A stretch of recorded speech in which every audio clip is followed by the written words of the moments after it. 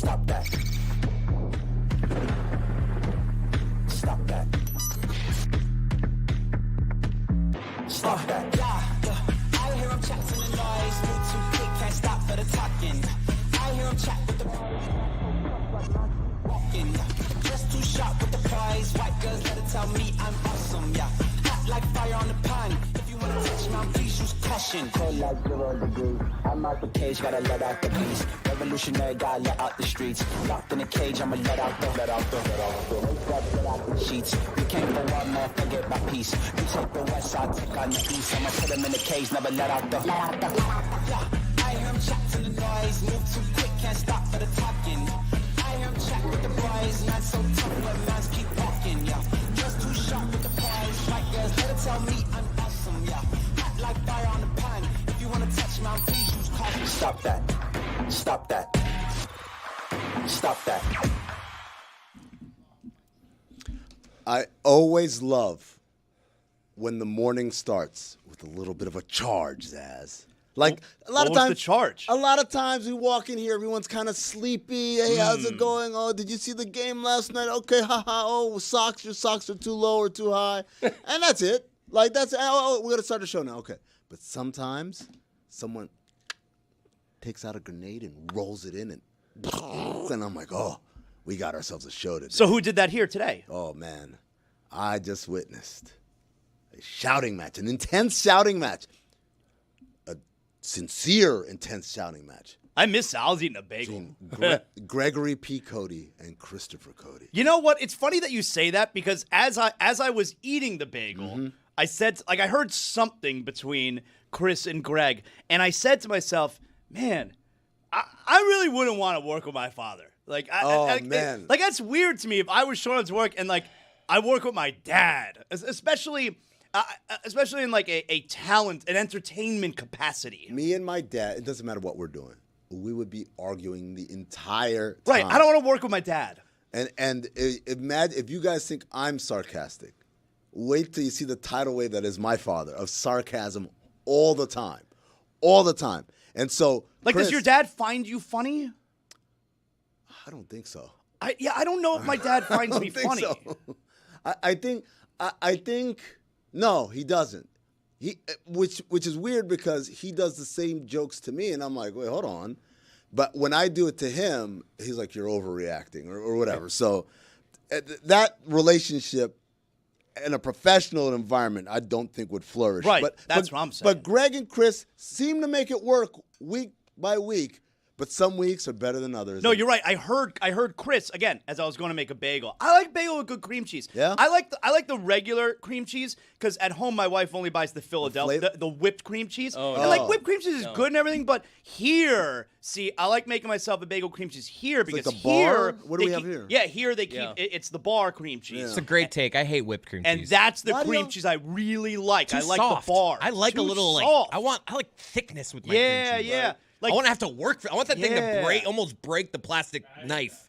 Mike's got it. I hate that. It's terrible to put on a bagel Chunky, I because love it. it's such a laborious occasion. Every time you have to No, you just open up the slop it foil. on. Yeah, no worth one the ever effort. puts a foil back neatly if you're sharing. You have to chop off like a quarter love of it. it. I And love then it. you have to just like work That's the the cream good stuff. cheese. That's the good stuff. I don't like The that. thing I hate the I most lay it on thick. is when I put it on and then now it's ripping up the ground of the bagel underneath. That's where you just leave that cream cheese there. Go get more. I hate that. No, man. You don't have to kill yourself trying to spread this thing. I need if there's a big chunk there, that's fine. I want it to look like the commercials, just this nice white covering. That's where the of whip frosting Yeah. over That's it. where the whip stuff comes in Absolutely. handy. No. Whipped is for sissies. Bar cream cheese, just for making cheesecake. That's it. No. It's for cooking. No. It's Great for- take. It's not for eating with toast. Bad It's take. for putting on my bagel and Yes. enjoying. Yes. So I like making myself a bagel here. All right. Number one, I'm Jewish, so I love bagels. Number You're two, Jewish. yeah.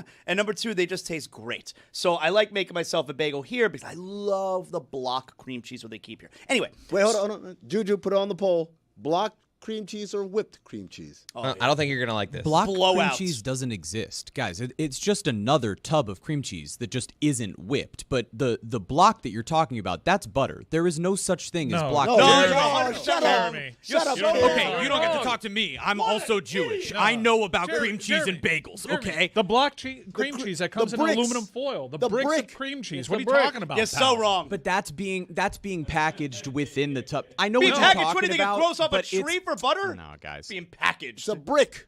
Who is this guy? I don't know. Some kid. Are you even Jewish? Ooh. 100% bar Let's mitzvah and everything. let's have a Jewish off. Let's not. So I Doing a lot love of that making these myself days. a bagel here because you got the block cream cheese, you got the thick cream cheese. Mm-hmm. So as I was going to make myself a bagel, I did hear Chris. He was storming into this room, into the Mm-hmm. main studio side, and he was saying, "I'm about to go off on my dad." Well, all right, to answer your first question, I do love working with my dad. On our podcast, on this podcast, now I say that, he does annoy the shit out of me all the time. So, like, that's what I have to deal with. But what you saw there was him mad at me that I didn't throw his topics on, like, because, you know, we both got here late today. Traffic was bad. So I didn't throw his topics on the sheet when the topics he sent today were just Marlins out of it. Okay. Dolphins 2-0 in the preseason. He just looked at They're not ESPN 2-0 though. or whatever. Well, he's even misquoting my notes. undefeated. What I said was unbeaten in two games. Unbeaten, whatever. No, not whatever. I mean, if you're going to quote my notes that you don't use, at least quote them accurately. But it's just like there was nothing there that I'm like, oh, this is good for this. It was just like, What do you want me to write an Marlins. entire paragraph? I'm writing my notes in 3 or 4 or 5 words. Just send a topic that feels like, oh, this guy's By trying the to way, think of topics. If you think it's tough working with your dad, imagine working with your son. That's Oh, fair. my God. This guy over here. I spend 20 minutes every morning, and it's early. It's not even light out yet. I spend 20 minutes every morning looking through ESPN, looking through Google. Really search, working coming up ahead with- on this. Coming up with good notes. And then I send them to him. He doesn't even acknowledge he got them. And then he doesn't use any. So we get the show topics for today. Nothing here. Nothing from me. Yeah. I was confused. I said, "Where's Greg's topics?" Thank you. And then Greg said, I sent them in. I don't know what happened. And next thing I know, Chris is in here yelling. Yeah. I mean, it was just, you're annoying. Greg, What? Greg, it is a Tuesday. Do you have it back in my day, perhaps? Not today. Taking this week off. We're skipping this week. That's a whole nother thing. He wants it to be a SUI category, and he's done. Ready for it? How many? 1. Right. Where's It's a he one. win? It's a one-man And the winner category. is. Yeah. Yes. Thank you. Because- Could be a close vote though. Because he'll throw a tantrum, we will make it a category with 1. I mean, I think it's a great That category. is funny. to win. It was going to be none. I can't lose. And now the SUI nominees for Best Back in My Day, and then applause. I like that Chris makes it seem like Greg's topics he hands in are Dolphins, Marlins, Heat. That is what it is. Let me read them to you. Please. While you're doing that, I'd like to issue a formal apology. I dug my heels in on it there not being a block of Philadelphia cream cheese. I know what you guys are talking about. It's just the wrong decision to buy it that way with the aluminum foil wrapping. It's a crazy decision to make. There's a feels tub authentic. that has the same type of cream cheese within it, but hand up, my bad. I dug my heels in because I was worried about my Jew credentials, and I didn't want them taken away the way that, That that's was a kinda headed. Stugotz wriggle out that you did because you went from the block doesn't exist to, oh, no, I prefer the whip one. Okay. No, not the whip. It's still, you can get the block style cream cheese within a tub as well. Getting whipped is Conventional tub. crazy. Right. You can get tub. That is like, conventional. when people close their eyes and they think of cream cheese, I think they think of the tub that, Of what it is that I'm talking Jeremy about. is describing. I'm the everyman The tub. for Jews. There's that Yeah, there's the tub of the hard stuff. We Oh, like no, the no. tub of the whipped stuff. And then there's the blocks, I might- the square groupers of the hard stuff, too, that are only good for fettuccine Alfredo. Michael, I might have to divert from you now because I've always thought the stuff in the tub was whipped. No, there's whipped. There's one that has branded as whipped. Yes. No, I'll take the tub stuff, man. And then Me- there's my- the my tub that's regular cream cheese. Al yeah, dente. I'll do the regular tub one. I won't do the block because the block is harder than the tub. The block is basically rubber cement. Yeah. You could fortify steel structures with love the it. block of cream cheese. Love it.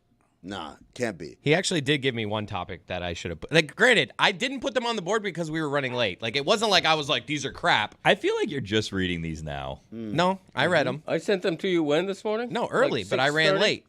That's why they're not on the board, because I was running late. But then you attack me with why aren't they on the board, and I get defensive, and it's like, look, they weren't that good anyways. That's really what happened. It does there. kind of suck, Greg. He doesn't acknowledge that he received them. He didn't. I get you. No, there. he doesn't. It says read So whatever. I could look at my phone. It says red 643. No response. Do you get red Thanks, receipts Dad. on I got 'em. emails? Yeah. What are you talking about? A text.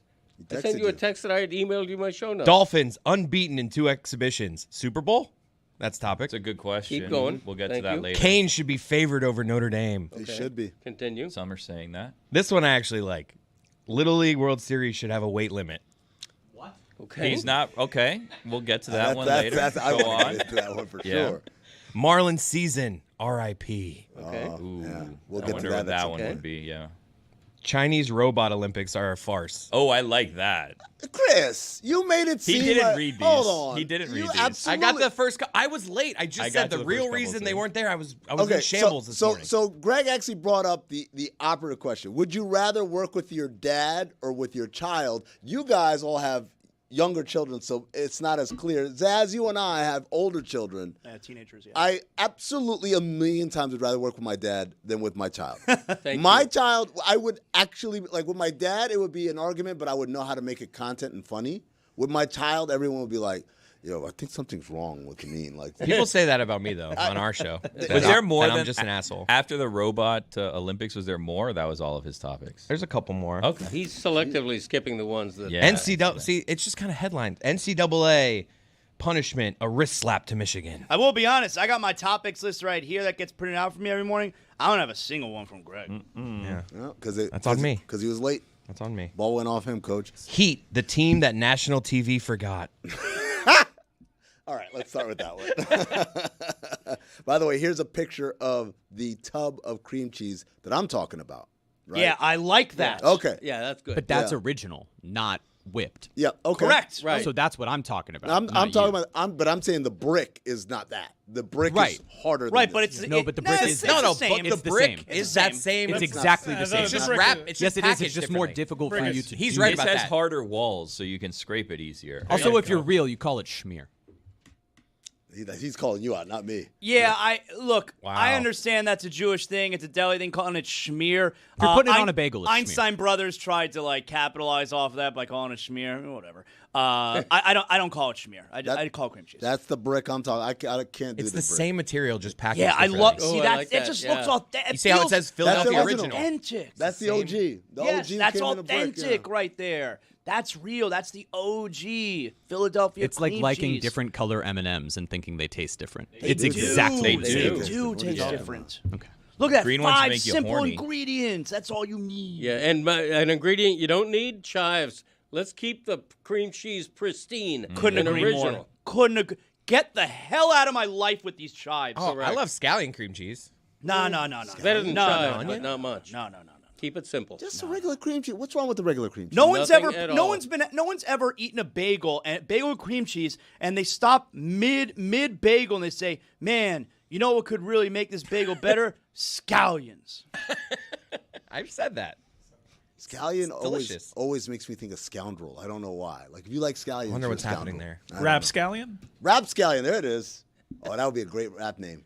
It would be. Oh my It'd god, be great. Rapscallion. Copyright. There it is. Yeah, Thanks. chive and onion. Look at that. Come on, get out of here. Disgusting. So, Greg, the team that national TV forgot. Yeah. The Miami Heat.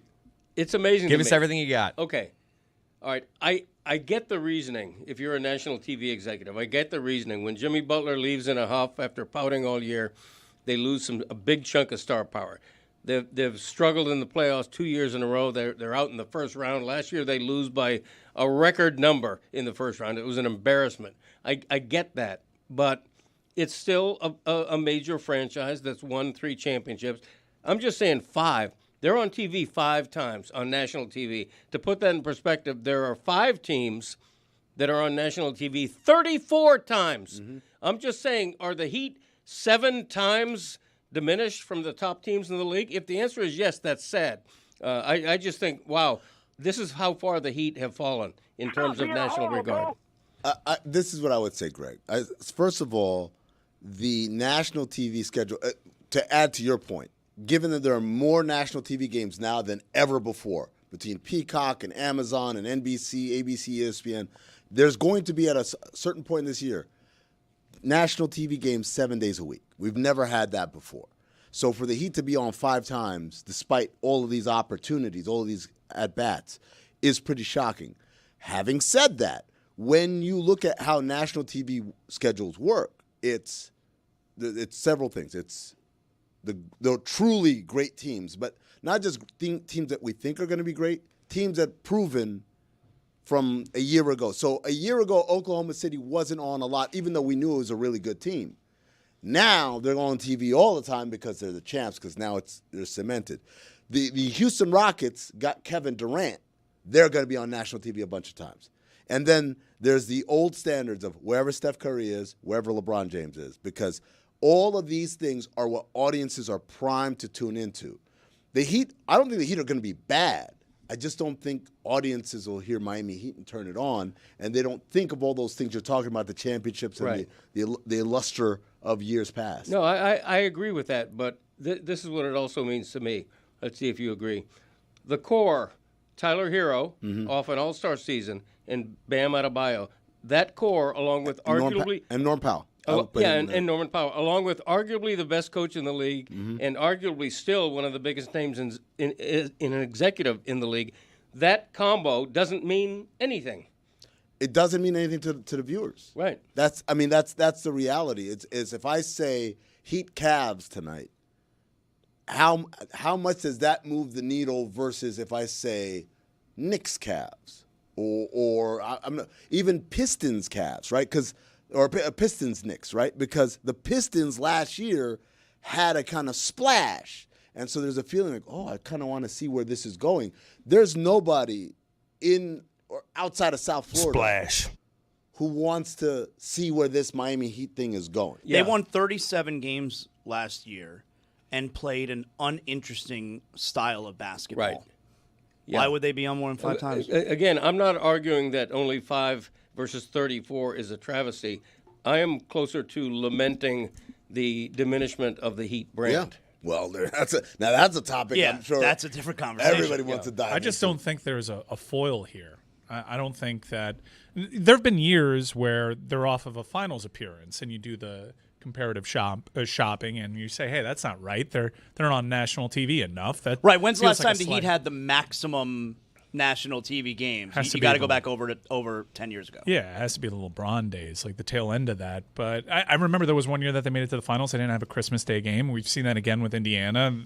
Going to the finals no longer guarantees you the right to the Christmas Day game, but they're right where they should be. I think they are in that mix with the Kings and the Blazers. So how many of you guys know the actual answers to who's on national TV the most and the least and all that? Oklahoma City is tied for the most. So I want to play a game with you guys.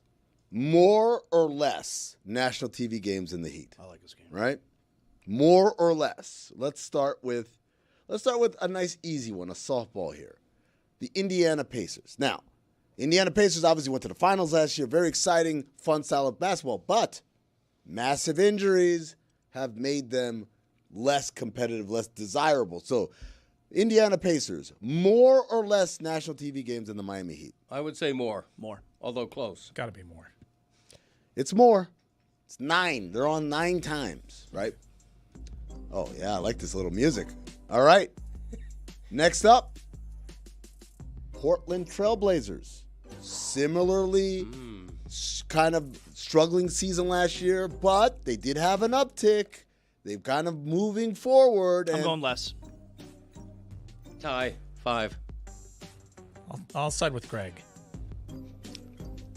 Sorry. They have more national TV games Ooh. than the Miami Heat. Wow. 8. Yeah. Well, I was going to say, now, can we admit, though, the reason they have more is because you got to fill that 10:30 slot. Whatever you There's wanna tell only yourself. a handful of teams that can be featured because they're West Coast That's teams. right. That's right. Ben, let's pacify ourselves with that one. All right. Let's go with the Utah Jazz. Oh, it better be less. The Utah Jazz, Come on. they're building. They just got Ace Bailey, who's one of the top prospects in the He doesn't draft. even want to be there. Mountain West time zones as. Yeah, it's a I have mountain no time. idea what time that is there. I say yes, more. More games in the Yeah, Miami Heat? I think so. Less. Less. Mike, what do you got? Less. They are less. They have 2 national TV games. Wow. Too I many. wonder which ones. Probably San Antonio, so we get Ace Bailey versus Dylan Harper. Speaking of San Antonio, More. Yeah, a lot more. 22. Yeah. Oh, wow. That makes sense. All right, last one for you guys. And this one is a familiar foil. You see them all the time. The Chicago Bulls. Them and the Heat the last like 3 or 4 years. Same number of wins. They see each other in the play-in every year. They're in a major market. Yeah. I'm going to go less. That team sucks. I'm going to say market dictates much more. Yeah, I'm going to say more as well. Sorry, Zaz has it right. The Chicago Bulls are less with 3 national Wow. TV games. Surprising. So this is a bit of a meritocracy. Can you name the team with the least national TV games? Charlotte Hornets. Got to be. Charlotte Hornets have 3 national TV games. Sorry, there's Wizards? Wizards are tied with 2 with the Utah Jazz and 3 other teams. How can the Hornets be on national TV 3 times? LaMelo Ball. Who's the team that has the most that you're like, this team's not good? The most, and I'm like, Who this has is- too many? That this isn't going to be bang for the buck. I think Portland having so- candidates. I'm actually pretty good this year. Maybe Boston, but Boston will be good. Boston at 25, Dallas with 23, depending on. No, that if makes they're sense. healthy. You want to see Cooper Flag even if they're not that Right. good.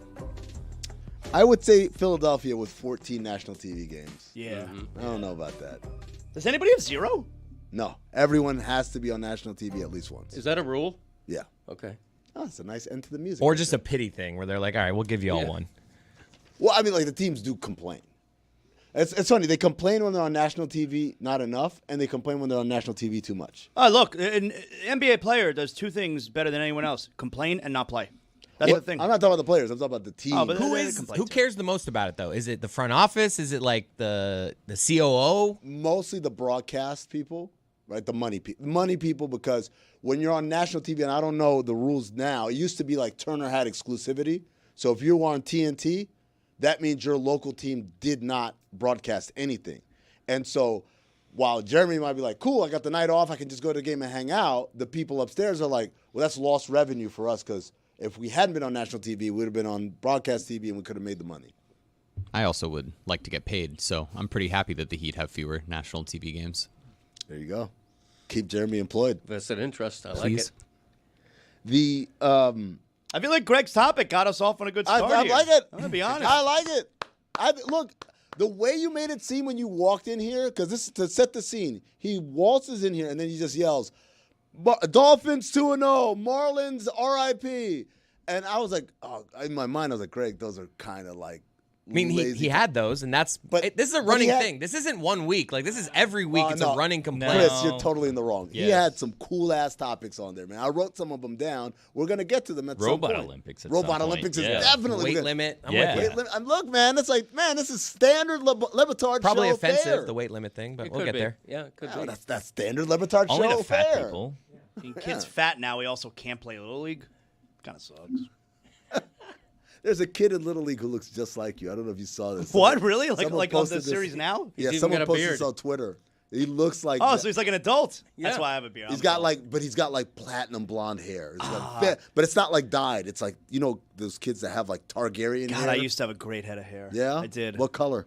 Brown, light brown. Oh, okay. Wow. Yeah. I want to see a picture of you when you had Sure, a lot of I will hair. pull. I will send one to television. Yes. No, we got that. Was it like long or you had like a buzz? No, I had a good full head of hair. Yeah? Yeah. All right, let me send one. And what happened? Like What do why'd you mean, you? what happened?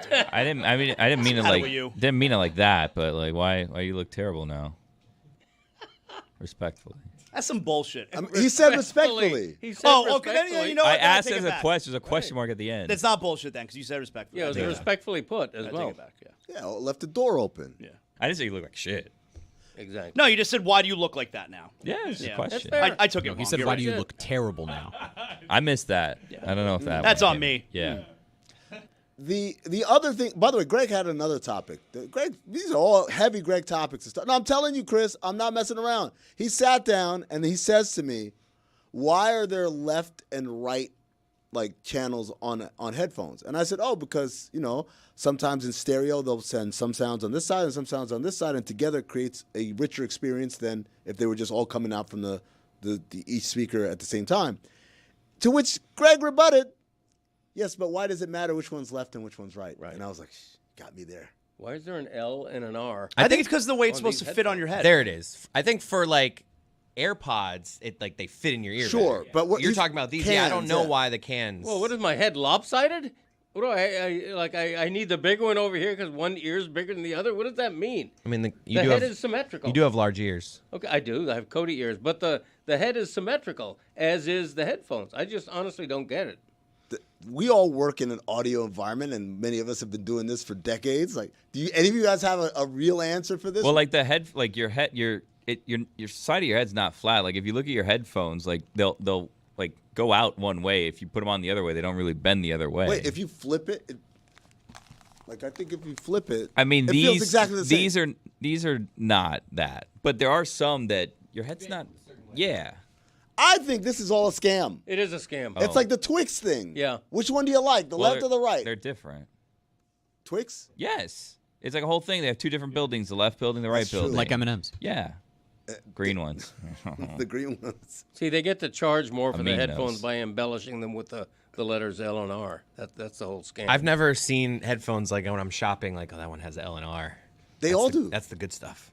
They all do because they're all in on the scam. Actually, I don't think they all do now. No? I have seen, which makes this seem even weirder, that some still do L and R, because I have more. In fact, the headphones I wear on the Greg Cody Show podcast that you always make fun of because they're so big, those do not have L and R. I'm free to put them on however You know what I want. think you should do? Wear them the wrong way, just to prove that there's no difference today. All right, You're gonna be really uncomfortable. Put I'm the gonna check left that on out. one side, the right on the other, and just I think you take down big headphone today. I'm doing it right now. yeah, I'm Feels doing it great. right now. Feels Good. great. Feels great. exactly. Not only that, I feel empowered. Yeah. Oh, yeah. Okay, I am bigger than my headphones. You sure are. Yeah. You decided which way to wear that. You're not going to let the headphones be You the let, boss of you. you let Sony know. Hey, I'll pick. Zagaki.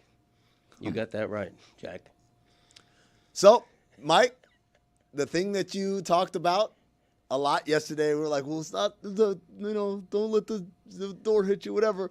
Joe Flacco, QB1. Everyone knew this was coming. Yeah. It'll be curious to see. I got one TV on mute that's locked in on First Take to see how they make this all about Shador. I don't even know where Shador is on this depth chart. He's got an oblique injury, but it was a pretty manufactured talking point, and I know the discussion is face of the franchise QB when it comes to the bad faith debate show topics that we've had about Dylan Gabriel and Shador. Dylan. He never had a shot really to start week one for the Cleveland Browns. It was essentially a promise they made to Joe Flacco. But I think that once Cleveland and their schedule is really front-loaded difficult, once they start struggling, this will be a natural talking point that will have a lot more merit come the season. And that's fine and dandy. I just hope that we're not exhausted by it. But we're guilty. Look at the traction that our segment had yesterday. Yeah. I will say, like, Shador has got an it factor about him. He's from a big family in athletics. Football royalty. He's charismatic. When he was on the field for Colorado, hell, when he was on the field for Cleveland in that 1 week, he was an exciting player. So I get the conversation, especially as a recovering former Browns fan. I know the allure to the next hope at that position. It's very rare to have two rookies that garner that. And also, I've never known Cleveland to be a team that has turned against a rookie quarterback. But they've never had two rookie quarterbacks on the roster at the same time, and it seems as though the fan base is pretty much aligned. They are pro lower draft pick in Shador Sanders, and they're kind of wanting to push Dylan Gabriel out the door. That's just my read on the situation. So, Greg, yesterday we went through the Browns' early schedule. I'll read it out to you right now. Week 1, hosting the Bengals. Week 2, at Ravens. Week 3, Their first 5 weeks are hosting the Packers. Week 4, at Lions. Week 5, hosting the Vikings. Week 6, at Steelers. Week 7, hosting the Dolphins. Right? So that's their first 7 weeks. So if I ask you how long before a QB switch happens? So Flacco's the number one for now. But given those first 7 weeks, they're probably not going to be good. Right. Maybe 1-6, maybe 2-5. I think they could legitimately start 0-5. 0-5. Yeah, I think it's quicker than that. And meantime, I think it's a good thing for Cleveland and for the league that the anticipation of Shador's debut is really going to build. It's going to be something legit. Meantime, Joe Flacco's a pretty damn good safety net. I mean, he's one of the better backups in the league. I still call him a backup because he's not going to start after midseason, but he's pretty good. Like, if I have Joe Flacco in Miami, I feel much, much better about the quarterback situation. Joe Flacco's got to feel a certain type of way about the narrative around him, as if he didn't just prove the world wrong in that uniform 2 seasons ago. Now he's up there in age. I don't know. You think he cares? What does he care? Was written off. The guy could barely get chances around the league. But that's the fate of a guy that age. That's Andy Dalton. That's any number of quarterbacks who used to be pretty darn good. Russell Wilson is scrambling to still be a starter in this league. If you get to be that age, you really have to prove yourself every year. And Joe Flacco right now on some teams is the great veteran backup. It just so happens he's on this team. The Jets chose to have Tim Boyle on their roster over Joe Flacco. Joe Flacco took that and shoved it up people's asses. Right? And I think I get the excitement around Shador, but I would also get, and this is just between the ears of a Super Bowl champion, that is, again, may I remind you, won the AP Comeback Player of the Year over a dead guy that came back to life. Joe Flacco should not be written off as casually as he's being written off. Mike Ryan, the number 1 Joe Flacco defender in the Yeah, world. you sound like a Browns fan. My dad just defended him too. I mean, called him good. He is good. Joe Flacco's good still. No, I think it's he's not a good backup. Like, I'll give I you guess that. but- Chris, is he too good to be Tua's backup? Like, I'm with him on if it's through the backup prism, I'll Right. give you that he's above average, but he sold Joe Flacco more than I would. This isn't a Browns thing for me. If anything, my Browns fandom, I always hated Joe Flacco because he was a quarterback for the Ravens. I hated all Ravens, hated all Steelers. Edgar Allan Poe, everything. I've softened on that stance a little. I still feel like a little poison to the Steelers, but that just may be Aaron Rodgers related. That's Jessica Smetana. At this point. It could be Jess. We'll talk to her about the Steelers a little bit later on. I think that as I approach 40, it's more like, yeah, come on, old guy. It's just rallying around the old guy. He's inspiring you. Yeah, just rallying around the old guy that people are writing off. But I still hate Aaron Rodgers and will actively write him off. It's a weird place that I'm in. Do you guys have that where if there's an athlete who is your age, you tend to like him a little bit more? I got there. Yeah. I got there. I'm at that point now. You said like Rich Hill. Yeah. I mean, Dick Mountain. I was all about that.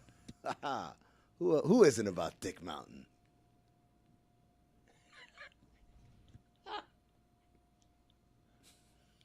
To Mike's point on Flacco, he, in that season that he just had with the Browns, had his only season ever where he's thrown for more than 300 yards per game. He won Comeback Player of the Year, and what's crazy about it But it was now how in many terms games, of the like length 8? of his, it was 8. I believe it was 8 games. Let me look at that. It was only 5 games. It was only 5 games. It was 8 games last year with Indianapolis, but 323 yards per game in those games with this same franchise. And what's crazy about it now in terms of the span of his career, they open hosting Cincinnati here in 2025. He started his career in 2008 with the Ravens, hosting Cincinnati to start the I season. think he has like a 50-yard run in that game. I'm not, look it I'll up. look it up. Like Joe Sunrise, Flacco, sunset. like a 50-yard run, his first ever start. I love the symmetry. I started my first game against the Cincinnati Bengals, and now here I am at the end of my career. There's a lot of consistency around Cleveland that's usually counterintuitive when you speak about the Cleveland Browns. There's always change. There is consistency. They're consistently bad, and it's a revolving door. But Stefanski's offense is still installed, and you've seen it done before by Joe Flacco. So I understand, especially from the fan base. This guy is long in the tooth. Let's get him out of here. Let's see what we got with the draft picks. But Joe Flacco didn't cooperate with that narrative the last time out. Well, here's another possibility. Because of that tough opening schedule that you recited, they don't want to put Shador in a situation where he starts 0-5, right? He could start 0-5, and all of a sudden the fans who want to be on his side are like, wow, this guy, he's struggling, and we want Flacco. You know what I mean? So they're flipping that presumed narrative. So the Dolphins, is that the first easy game, or is that the last hard game? Because the next games are Patriots, Jets, And, Patriots and Jets. People are just as high on the Patriots as Dolphins. If you're calling the Dolphins a tough game, you got to put the Patriots in there too. I think they're pretty equal in terms of expectations. They're pretty equal. So the Jets, that's the first. The easy Jets, I would think people would say is. game? And by the way, right after the Jets, they got to play the Ravens. This is a crazy. When do they play bad teams? Raiders? There it is. Okay. Colin Cowherd gave voice to the long-standing theory. Jimmy Sexton, he's Nick Saban's agent. Nick Saban, Manning's very close. Arch Manning, number 1 draft pick. Nick Saban coach. Where? Cleveland. No. Jimmy Haslam leans on the Sextons, leans on Peyton Manning. No. Tennessee Volunteer, booster. He laid it all out. That's a lot. He laid it all out. As the host of a podcast with the word Illuminati in it, keep your third eye open. I mean, Haslam is super close to the Mannings. I get it, man, but that's a lot of connecting the dots, man. I mean, he said it like this is a known thing. I'm gonna tell you right now. League circles. League circles. Well, I love league circles. Yeah. Do you love league circles? I don't know. I could do without league circles. Really? Yeah, whatever. Well, what's league circle ever done for me? That's because you're on the outside of the circle. Exactly. If you were inside the circle, you'd love the league circle. League circles. Amin's in a league circle. I'm in the league circle. I know things. How many championship rings does Amin have compared to Zaz? Well, how many gold medals does Zaz have compared to Amin? He didn't even leave Same the country. amount? Get out of here. I don't The same amount? No. Gold medal winning. Right here. Zaz used to be in a league circle. Now he's out. Now he's outside the league circle. Got kicked out. But he can be in the battle court. Nobody league got circle. kicked out. That's Are there what I league heard. triangles, squares, just circles? Just circles. In league circles, they say you got kicked out. Yeah, that's what they're saying. I don't like that. I don't like either, Billy. I don't know what they're doing I here. don't like it either. Mike was right. 38-yard rushing touchdown. The first touchdown of any kind of Joe Flacco's career. I just watched it. It was a play-action QB boot. He runs down the sideline, even like jukes back in to use a wide receiver as a blocker How? and He's then like back the out to the slowest end. guy I know. now. It's like slow motion. It's Rookie unbelievable. Joe Flacco. I remember where I was. Once you see that, you never forget I it. got to take this thing for a walk. The Browns also play the Bills and the Niners out of, in their schedule. So this is someone at the NFL doesn't like Cleveland. Jimmy Haslam, Jimmy Sexton, Peyton Manning, Nick Saban, Arch Manning.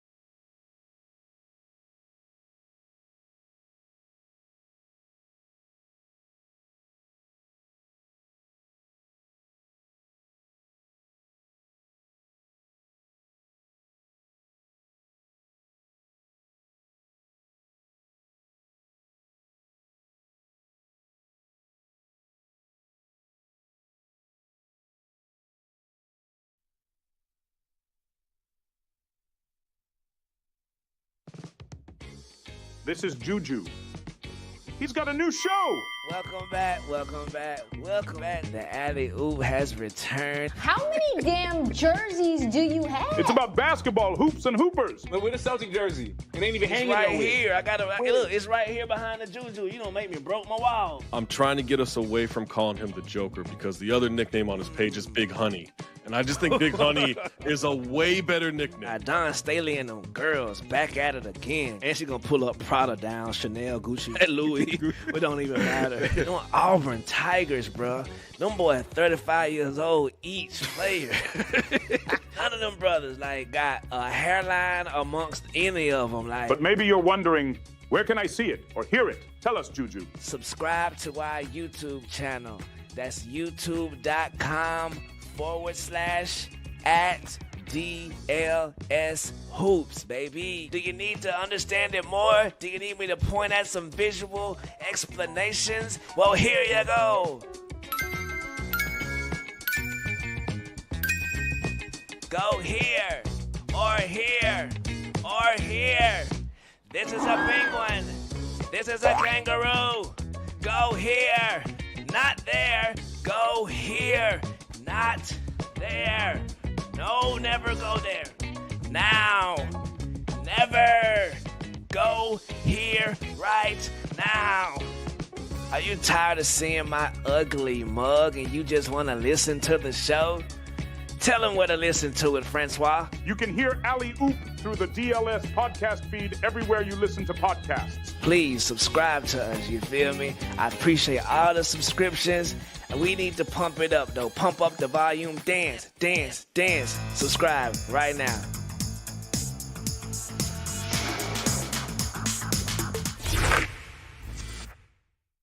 This episode is presented by DraftKings. DraftKings, the crown is yours. Is that guy's really named Francois? The guy does the voiceover? Or is that just Juju making up a name? I believe him. All I right. believe Juju. We welcome in David Sampson. Nothing personal with David Sampson. You get that every single morning, wherever you get podcasts. David, welcome to the show. And I guess we got to start with a topic that's been burning on Greg Cody's mind, which is the collapse of the Miami Marlins. Can you call it a collapse? Well, it's kind of like the slow death march. Is that better? It was pretty predictable, wasn't it? When they got hot, they sweep the Yankees at home. They're a little over 500. People are looking at the wild card standings. And then Jeremy started covering their games. And it's like, they're going to lose 8 of 9, right? And it's happening. Sorry. Do you know the worst thing that happened to the Marlins was all the winning they did right before the deadline? Why? And I don't want to yuck on the yum because it was super exciting. And I was at one of the Yankee games. I loved seeing Marlins Park sold out and all the people there. But what it did is it made the owner, Bruce Sherman, and it made the GM, President of Baseball Ops, Peter Bendix, sort of rethink what they were going to do at the deadline. And so they ended up not trading some of the players they should have traded because they had this thought that, wow, we're actually this team, not the team that we thought we'd be in real life, which is a team that wasn't going to compete for a playoff spot. Maybe we were wrong. Maybe all the analytics were wrong and that we can catch the NL wildcard leaders. Except that wasn't realistic. And so what do? If you make the trades and you trade Sandy and you trade Cabrera, all of a sudden the fans say, oh, it's the same old, same old. And Greg Cody, you would be on this show right now. If the Marlins had sold at the deadline and then lost a bunch of games, you would be MFing them saying same old, cheap ass, hate the owner. But they didn't do it, and now they're losing, and now you're despondent also, which means, Greg, you're just always despondent. No, there's a couple of things at play here. First of all, Cabrera had genuine trade value, and it depends on what they could have gotten for him, whether or not I would have liked the trade. The equation is also that Sandy, his trade value went way down this season. I mean, his ERA was over 8 for much of the season. I don't think they would have gotten all that much for him, so they were sort of do you disagree, David? They were sort of backed into a corner in terms of trading Sandy. They just couldn't get what they thought he was worth. True? So False? it's funny. Players are worth exactly what you can get, and what your job is to have better baseball people. And if you want to be the Rays, which is what Bruce Sherman has said, I want to be the Rays. So to be the Rays, you have to identify players that other teams don't realize are going to be good, but you know they're going to be good once you have them.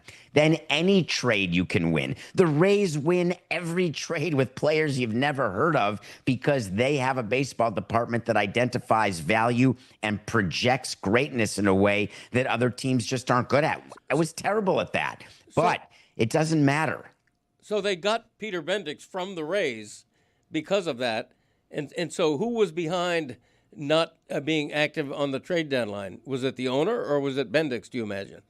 Oh, I imagine it was just the owner. Oh, I really? imagine the owner said, I don't want to take any heat. I don't want to do a quote-unquote fire sale. I want to take advantage of the possibility of winning games and being a playoff team and being – it turns out what this Marlins team is like, they're a lot like the 06 Marlins, with a bunch of young players, fun to watch, interesting, going to win games, and then going to end up, I don't know, 79 and 83 at best. That's not terrible. You can even win Manager of the Year that way, but it certainly doesn't give you playoff revenue. But, I mean, in defense of the Marlins, they did identify players that other people didn't value, and Kyle Stowers and Marcy, Augustine Ramirez, and they just had a price set on people like Sandy, on Edward Cabrera, who are still under team control for years to come. So they decided, you know what, we're not going to get what we want for them. We can revisit this in the offseason. We can revisit this next year. We don't have to sell them now. They're still under team control. They're not free agents that are just going to leave and it's now or never. So the thing about pitchers, now with hitters, I agree with you. During season deals with hitters, it's rare to really get a huge deal. Now you've got the Sotos. In theory, what happened with Suarez going to Seattle, but it's bullpen arms and it is starting pitchers where their value is greater right at the deadline where you can extract something. And I really would prefer you not to keep mentioning Stowers and Jeremy will back me up on this. Stowers was a throw-in in the Norby Stowers trade, just like an extra guy to make it a 2-for-1 for Trevor Rogers. David, that's but the look point. What happens. David, that's the point, that they saw something in Stowers that the Orioles didn't. You just said that's what their job is to do. What they thought is they were getting the value of Norby, and now Stowers, you are going to get players who outperform what your expectation was to the positive. The key is to get the principals back in a trade who other teams are willing to make as principals who you value as greater. So while Sandy may have an ERA of 6, there were teams out there that would have traded for Sandy. The question is, could they identify players who they felt would add value at a smaller number? Because you're right, Sandy's under control. And I don't have it in front of me, but I want to say he's $17 million a year for the next 2 years. But you also have Stanton at $10 million a year for the next 2 years. People forget about that, but that's a huge part of the Marlins payroll here going forward. And that's a player not playing for you. Therefore, what you want to do is have a pitcher not making $17 million a year. You want to have guys that are all pre-arbitration eligible, maybe in their first year of arbitration. You want that to be the makeup of your rotation, because then it can smell a lot like 2003, where you can bring in a veteran who's at the $10 million range, let's say, as a complement in your rotation. Jeremy, you're going to back him up? He said you would back him up. You going to back him up? So Stowers was another piece in that trade. I just think it actually, like Chris said, it proves the point of being able to identify players whose value is low and being able to turn them into another piece. So you look at, again, Billy brought up Jacob Marcy. Jacob Marcy considered by many as a throw-in into that trade. But if you look back at Peter Bendix's comments when the trade for Luis Arias was made, he really valued Marcy from the jump and his plate discipline. Since he's come up to the major leagues, he literally has the best eye in baseball and leads across several different categories. Now it's 18 games, but you're seeing the dividends of what they believed in, which is the approach. That's not to say that he'll drive the ball the way that he is as a center fielder consistently through the rest of his career. But Otto Lopez, another guy who they identified, who was DFA'd, who's been a really productive player for them.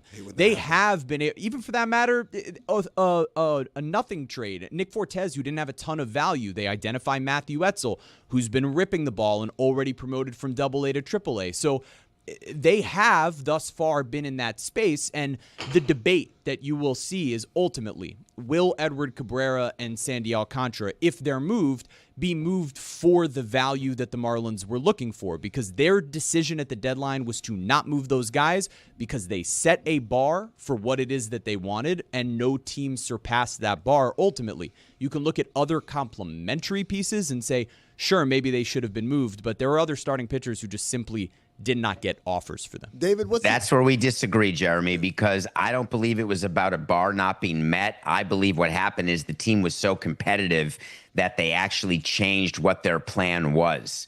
And that's a big difference. And when you look at a team like the Rays and a bunch of really good teams, they don't change their plan based on a small sample size. So, for example, when you have an untimely winning streak and get yourself back to 500, the problem there is that it really shouldn't change what you were going to do. And the plan always was to move Sandy at this deadline. Now, is it possible that they set the bar at a Cy Young level and the true bar was at a very good $17 million pitcher where 7 teams would want him? But I think what happened is they were told at the top, and you're never going to get Bruce to admit this, but I think, and it's good for fans, they want this. Fans of the Marlins have always wanted this, so I'm happy it happened, but it can really set you back. But I love the owners saying, hey, man, we're playing well. Let's see if we can ride this out. So it's interesting to me, David, because you say there, you don't want to change plan based on a small sample size. I find it hard to believe that Peter Bendix would change the plan for the future based on a, small sample size of the team performing a few games under 500 throughout half the season. But you think that it's the owner who made the call, we're standing pat, we're not selling off anything. I promise you that doesn't come from a GM. I promise you the decision to buy or sell is made by 30 men, not president of baseball ops. Owners have the final say in whether you are buying or selling and how much salary you can take on, whether or not you're able to take on money, whether you have to shed money. I promise you, it's not just meddling owners in the way you describe them. It's 30 owners make that decision. David, let me ask you this. Setting aside the right of last, basically the buck stops here of the owner says, my way is the highway, right? If you, as the president of baseball ops, your owner comes to you and say, look, I know what you're saying from a strategic standpoint. It makes sense to sell right here, but they're going to kill me if we do that. Look, is there any part of you that's like, all right, that makes sense, beyond them just telling you, hey, you got to do it because I said so? I mean, I had 18 years of arguing with the owner up and arguing with the GM down about things that we were doing, not just at the deadline, but during the offseason. Where as president, I had to take into account what the finances of the team were. I had to take into account millions of other things other than, are we getting value for this player at this time? You're looking at an overall team budget. You're looking at the industry. You're looking at a work stoppage that could be happening. So you've got a lot of other things on your mind. So I lost plenty of arguments up. I gave in plenty of times down the chain. So that's what being a president is of any company, is that you have to decide when you're gonna make a stand and realize that at the end of the day, hey, if Dan wants something, Dan's going to get it. On the other side, it's my job to tell an owner, to tell a GM, but I'd like you to understand a few other things that are going on that may require you to reevaluate your position. Right. So how many times did you win that argument up? Actually, you win it more than you realize. You aim for 51%. You'd like to win more than you lose every argument you have, both up or down. And there were some years when you're doing it long enough, some years you're 80-20, some years you're 20-80. It really depends. When we were chasing Amy, I'll tell you the biggest loss I ever had was after Jose died. I thought that we should start rebuilding, that we couldn't win and we should be making a bunch of trades. And the owner said, forget it.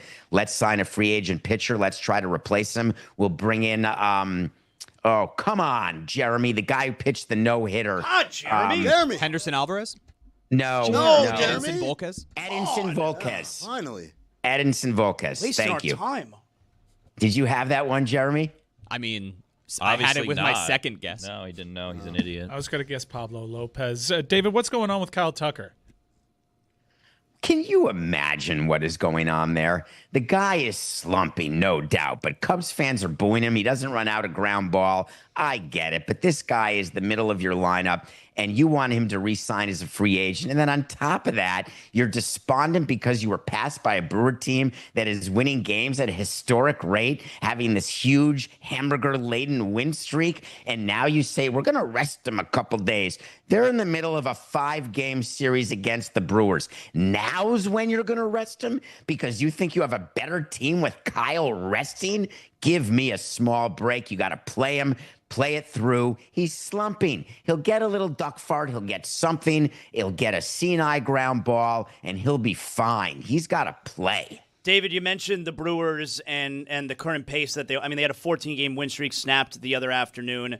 And it brings me to Cubs manager Craig Counsell, former Brewers player, former Brewers manager. Craig Counsell also grew up in Milwaukee. Why is Craig Counsell lying about George Webb hamburgers?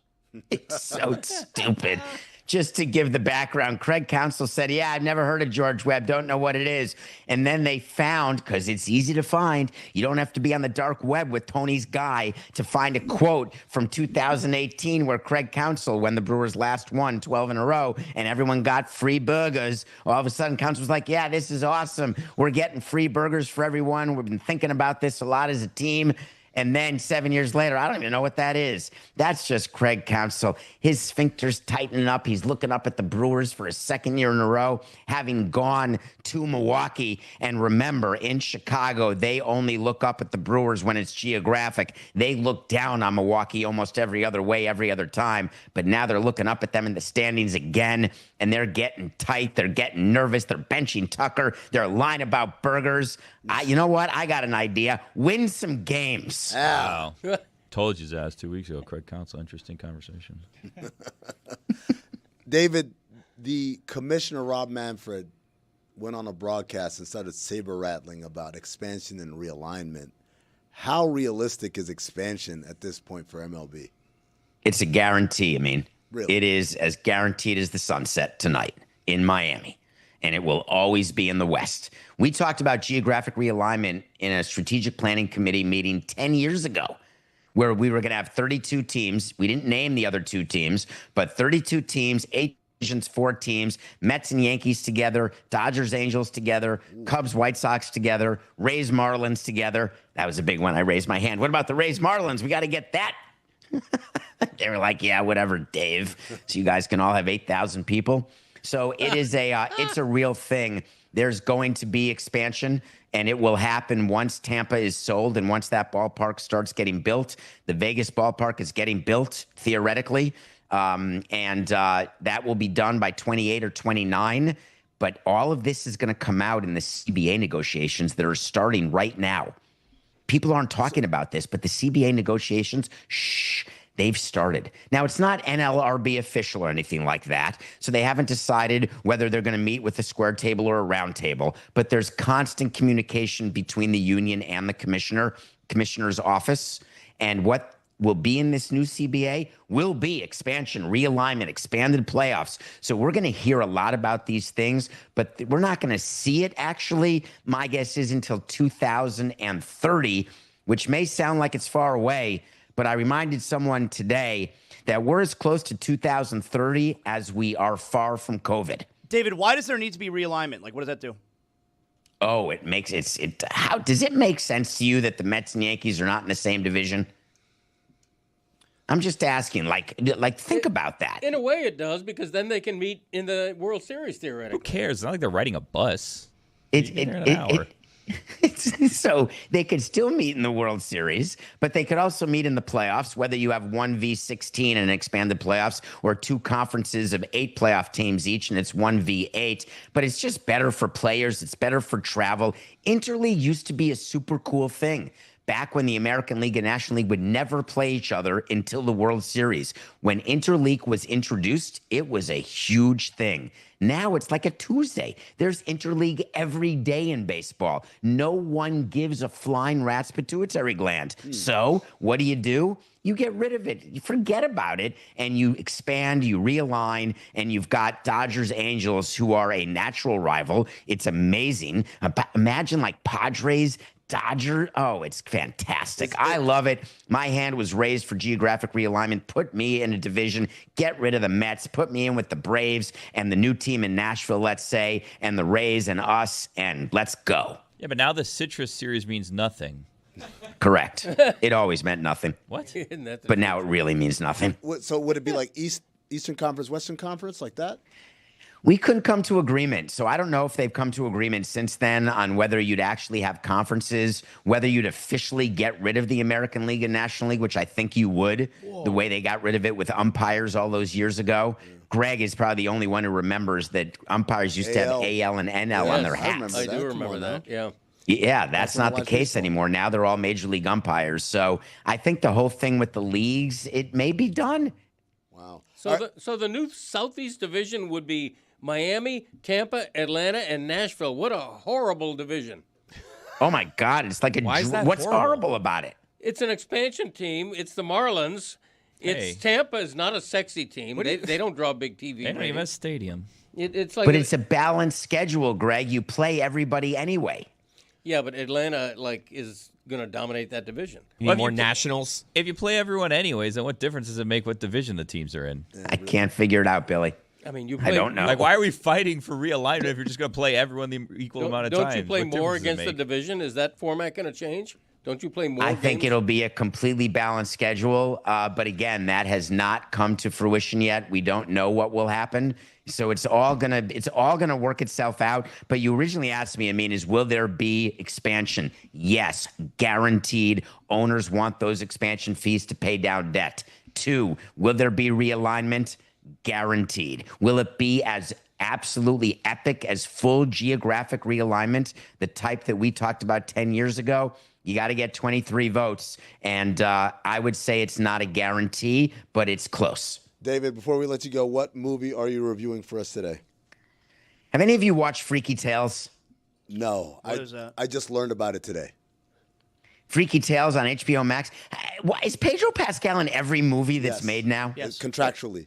He has to be. You're right. I think he has to be in every movie in some way, shape, or form, because every time I turn on a movie, he's in it. This is a 1980s movie, except it's new. It takes place in 1987 in Oakland.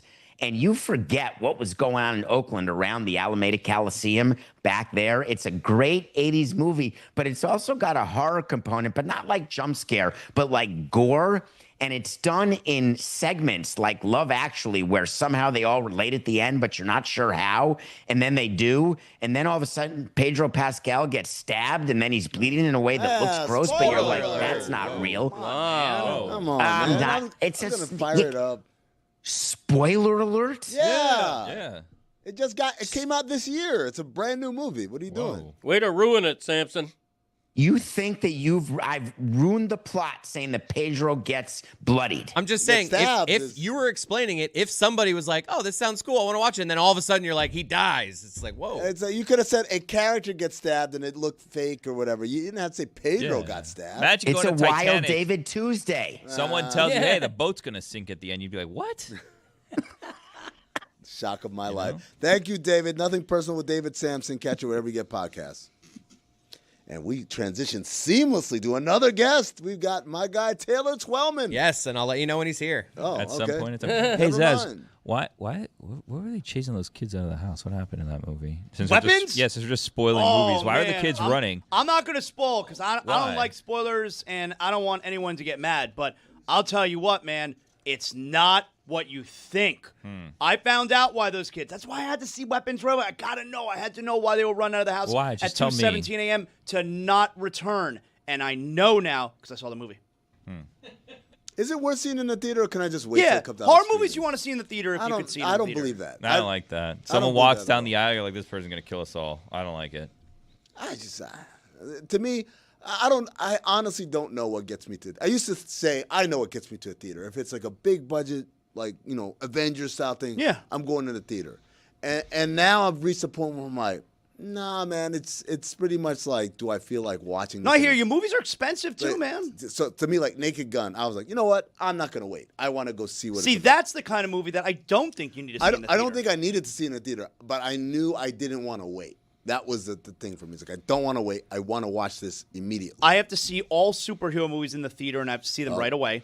And I go with my boys. It's a thing we do. We see all horror movies in the theater. Kevin Feige must hate me when I say this, man, but Disney Plus made me be like, I'm not going to pay for any of these movies ever again. I'm just going to wait. So Thunderbolts, still haven't seen it. They got to earn your dollar now. They're not even earned. Like, it's not happening. Like, I'm trying to think, what's a Marvel movie on the horizon that I'm like, I might go see that. Doomsday? No. How about the next Spider-Man? No. Really? That franchise is good. It is good, but we had No Way Home. I know. The last one was great. It was great. I've reached that point where I'll watch it when it comes out on streaming. Here's the thing, though, and this is also part of why I have to see the movie in the theater and I have to see it right away. I don't want spoilers. Oh, I mean, I've actually gotten pretty good at avoiding. So Superman, I still haven't seen Superman. But I'm like, that's a movie you gotta see in the theater, man. Just wait, man. Like, it's gonna be on HBO Max in no time. But if you wait, it's not gonna be in the theater anymore. No, I got a pretty big TV, Zaz. And a nice sound system, man. Like, wow, I didn't realize Amin with his big theater. Look, man. You have the Zaslow Mansion. I do. I have the El Hassan Manor. Well, Manors are better than mansions. Now we know one of us has a lot more opulence than the other. I'll say seeing Naked Gun in theaters was a great experience because there's nothing like the communal laugh of a really good comedy. Like I saw No Hard Feelings, the Jennifer Lawrence comedy in theaters, and I think completely changed my perspective on how much I love that movie. Because when I saw it in theaters, everybody was cracking up. Yeah, that's a funny movie. And there's something about that experience that makes you really love it later on. Oh my God. Impassioned debate. Oh, he's back! The Marvel Cinematic Universe. Fellas, it's been a while. Where you been? I got into some other podcasts, other business ventures and whatnot. I basically just follow you guys through the social clips. And then yesterday, I saw you guys talking about the Cleveland Browns quarterback situation. I was like, all right, maybe check back in with these guys. And now, look at the conviction. He has one side, you've got another. It's just vintage. That's really good stuff. We brought it back. First time, long time. Hang up. How you guys doing? It's great out here. I'm loving it. Great couple of months. Everything's going great. You run into anybody fun? Oh, yeah, mostly in the cabinet.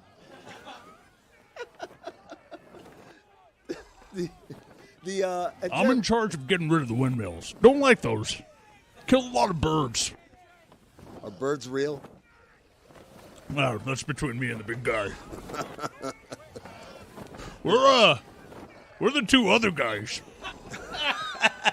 Thank you very much, Dirty Demon of Debate. One of them will be back tomorrow. Which one? The other one. Tune in to find out. Jeremy, I went to Naked Gun, and I had like the opposite thing where I was many times the only person to laugh because people didn't get the joke. Do you feel weird about that? Man. No, it empowers me to laugh louder and harder. Yeah, you like to be the only guy laughing. Yeah. Makes you feel smarter. Naked Gun was good for a few of those where I would laugh and I would just laugh louder because the group that I was with got it. But, I mean, come on. That Janet Jackson joke was a banger. Where are you folks? I laughed so hard at that. And everyone was like, I could hear it's not even like that's not funny. It's just like this confusion. Like, what? How do you not get this joke? The Black Eyed Peas, deadpanning. There's a couple of really good moments there. What a great movie. But to go back to what we were talking about, I don't know. The Marvel Cinematic Universe? Yeah, what's going to get me into a theater? There's a lot of people where... What are the next big movies that are coming out? Like just whatever, from whatever. Did Deadpool Wolverine get you out? It did. All right. I saw that in the What theater. a movie. Yeah, that was a great I do think Doomsday is going to be a monster. It's such a winner when you just get all these people back. I know it's a mess and it's convoluted. They gotta this is what I think about a lot when I think about Endgame and all those things. It was you could feel it build that crescendo of like, what's next? Even Captain Marvel, we're back in 1994. Like, cool. What's next? Endgame. We're like, oh my God. It was tantric. And now it's just like Thunderbolts came out like, oh, it's pretty good. I'm like, I'll wait. I have no sense of urgency. That's because the quality dipped for an extended period of time and things got too messy with all these timelines. And there's a great rebundling. That's a term that I read on the internet yesterday. I love a good bundle. Everybody knows that. It's a great rebundling, and I think that they're going to try to give you all the nostalgia and then put all the old guard away and then start right back from the beginning with new casting for, the central Avengers, the Iron Mans, the Captain Americas of the world. We hit reset on that, and you start anew. Yeah. Zaz, Endgame, obviously, like I said, was such a great, great crescendo to all that they were building. Endgame is also a time travel movie. Yes. You have a top 5. Oh, yeah, baby. Time travel movies. Oh, yeah. Everybody knows, if you know one thing about me, you know that I love time travel movies. Time travel movies. If you know two things about me, you know that I love time travel movies and prison movies. Wow, yes. Those are my movies. I will see them for sure. But I have a top 5 time travel movies. I got some OLI as well. Ready? I've also crafted a list as well. Do we want to do alternating? Or how do we want to do this? Yeah, you can battle. Go back and forth. All right. Oh, we're do alternating? Yeah. You're going for time travel too? Do your OLIs first, both of you. Is it a competition? Can Greg decide the winner? Who has a better list? I like this. Okay. Yeah, sure. All right, I'm ready. OLI. Back to the Future. Now, Back to the Future is only an OLI for me because it's too easy. Disrespectful. If everybody, if you know anything about me, you know that I never do anything that's too easy. So Back to the Future is an OLI. You got some brass on you, boy. OLI, Hot Tub Time Machine. It's fun. How does time travel work? You go through a hot tub. 1 or 2? 1. Okay. 2 was a little derivative. Greg, who's winning so far? It's OLIs. That's not an OLI. Okay, all right. Yeah, 1-0. did not- But doesn't looks that, like it. that Looking at my means list. his list could be better, though, if I know, that's but an OLI. thus far, I think he's cheated by putting a high-ranking movie Cheated. as an OLI. Let's see how it goes. OLI, The Butterfly Effect. That movie. That's like the only good Ashton Kutcher Ashton movie. Kutcher, yeah, I was about to say. That's a good movie. That movie I saw when I was younger, I watched it a couple years ago. Man, that first 10 minutes is jarring. I did not remember how wild like the setup is for how everything's so broken. He's very controversial these days, Ashton Kutcher. But that was a good movie. I like that movie. Him and his wife. OLI, Deadpool 2. Cable comes back from the past to kill the kid. Yep. And they got to figure out, like, hey, do you kill the kid who grows up to be this awful person? Or... Would you kill the kid? Yeah, I'm kind of like Team Cable on this. And Deadpool's thing is like, you can change. Anyone can change. I'm like, I don't know, buddy. Yeah. I don't know. Yeah. All right. OLI, The Adam Project. I love this movie. This is Ryan Reynolds. I love that movie so much. It's really funny because it's your typical Ryan Reynolds type humor. Big time travel. It's got a lot of heart. It's got a family aspect to it. It's got great action, great music. Zoe Saldana's in it, looking very, very cute. I love The Adam Project. OLI, Next. What is that? That's the Nicolas Cage movie where he can see into the future like 5 minutes at a time. So then he actually lives it and then goes back in time 5 minutes and then redoes it the right way. So he becomes like an incredible gambler. He's trying to, what's the name of the girl in that movie that he's trying to holler at, Mike? Doesn't matter. I don't remember Next. Oh, wow. Great premise. No. I like I that. remember Bangkok Dangerous, where the soup was hot. With the deaf girl? Right. Hot. It's hot. Do you have any more OLI? Because I don't. Jessica Biel. Jessica Biel, there you go. And he tried to holler at Jessica Biel, and he fails, and then he goes back 5 minutes earlier, and he does it again, and he fails, and he keeps doing it until he figures out what the right way to do it is. It's hot. It's hot. Here we go. Number 5, Zaz. 12 Monkeys. Pitt got nominated for that. Bruce Willis got sent back into the past? Or, Oh, yeah, he's all over the place. Brad Pitt, maybe Brad Pitt's performance of his career. He's incredible in that movie. Bruce Willis, of course. That movie's wild. 12 Monkeys, that's a good movie. Good time travel movie. Number 5, Avengers Endgame. Although they try to clarify that it's not quite time travel. It's a heist movie, I think. It's a heist movie, but also they say it's not time travel because you're going in different realities of time. All right. Number 4. Arrival. Amy Adams, Jeremy. That movie, what, you crazy? That movie's incredible. You've never seen a movie like Arrival. I've seen a bunch better. It's linear. Number 4. Back to the Future 3. Really? That's what you're doing? They went back to the 1880s, and I was like, oh, man, I wish I could live in the 1880s. What a cheap way out. Mad Dog Buford. Yeah, you got Tannen. There you got it. Buford Mad Dog Tannen. Didn't the Ninja Turtles time travel? In Ninja Turtles TMNT 3? Yep. Yeah. That's Cinephobe episode. Right. Look it up. Well, wait, maybe that'll be on the list. Number 3. It's the same movie as Deadpool 2, only it was made before it, and that's Looper. Yeah. It's the same movie. Yep.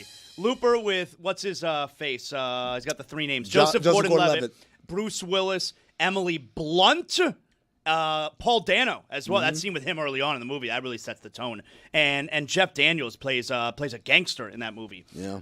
Looper, again, it's the same movie as Deadpool 2. Looper's so good. I like love that Looper. movie. Looper's a good movie. You mentioned Emily Blunt. She's in my number 3, Edge of Tomorrow. Live, die, repeat. Nope. It's Edge of Tomorrow Forever. Live, die, repeat. That's the cool name. Live, Die, Repeat sounds corny. Edge of Tomorrow? Shit. That got me to the theaters. I heard that movie, Edge of Tomorrow, I'm there.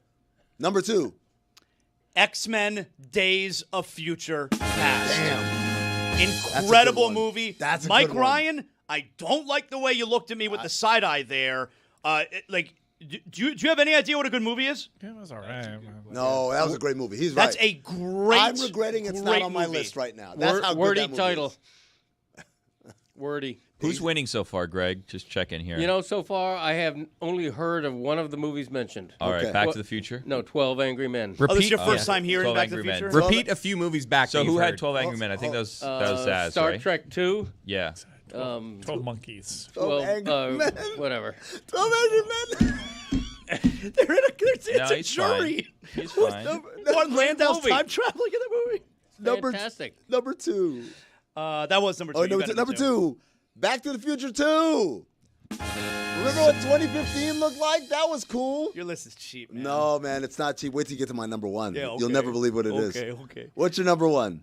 Interstellar. That's the greatest time travel movie. Come on now. It's Christopher Nolan's best film. It's an incredible. They're on the planet. Every hour they're on the planet, they lose 7 years. That's not time travel.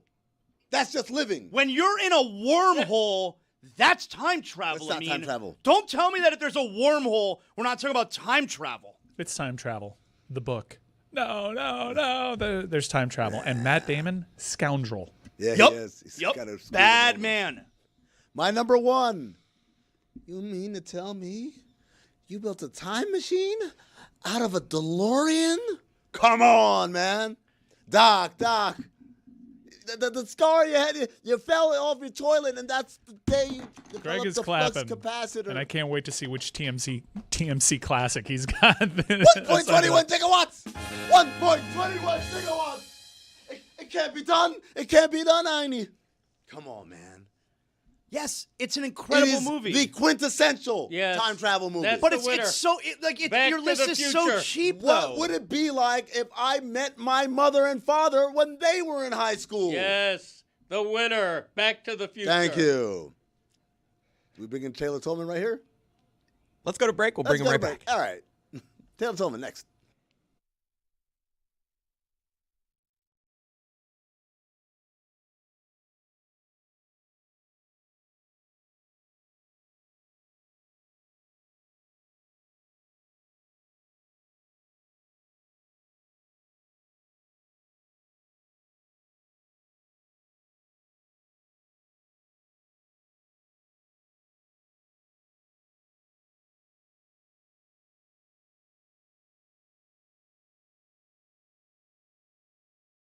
There was no beginning. Oh, we just went to commercial break.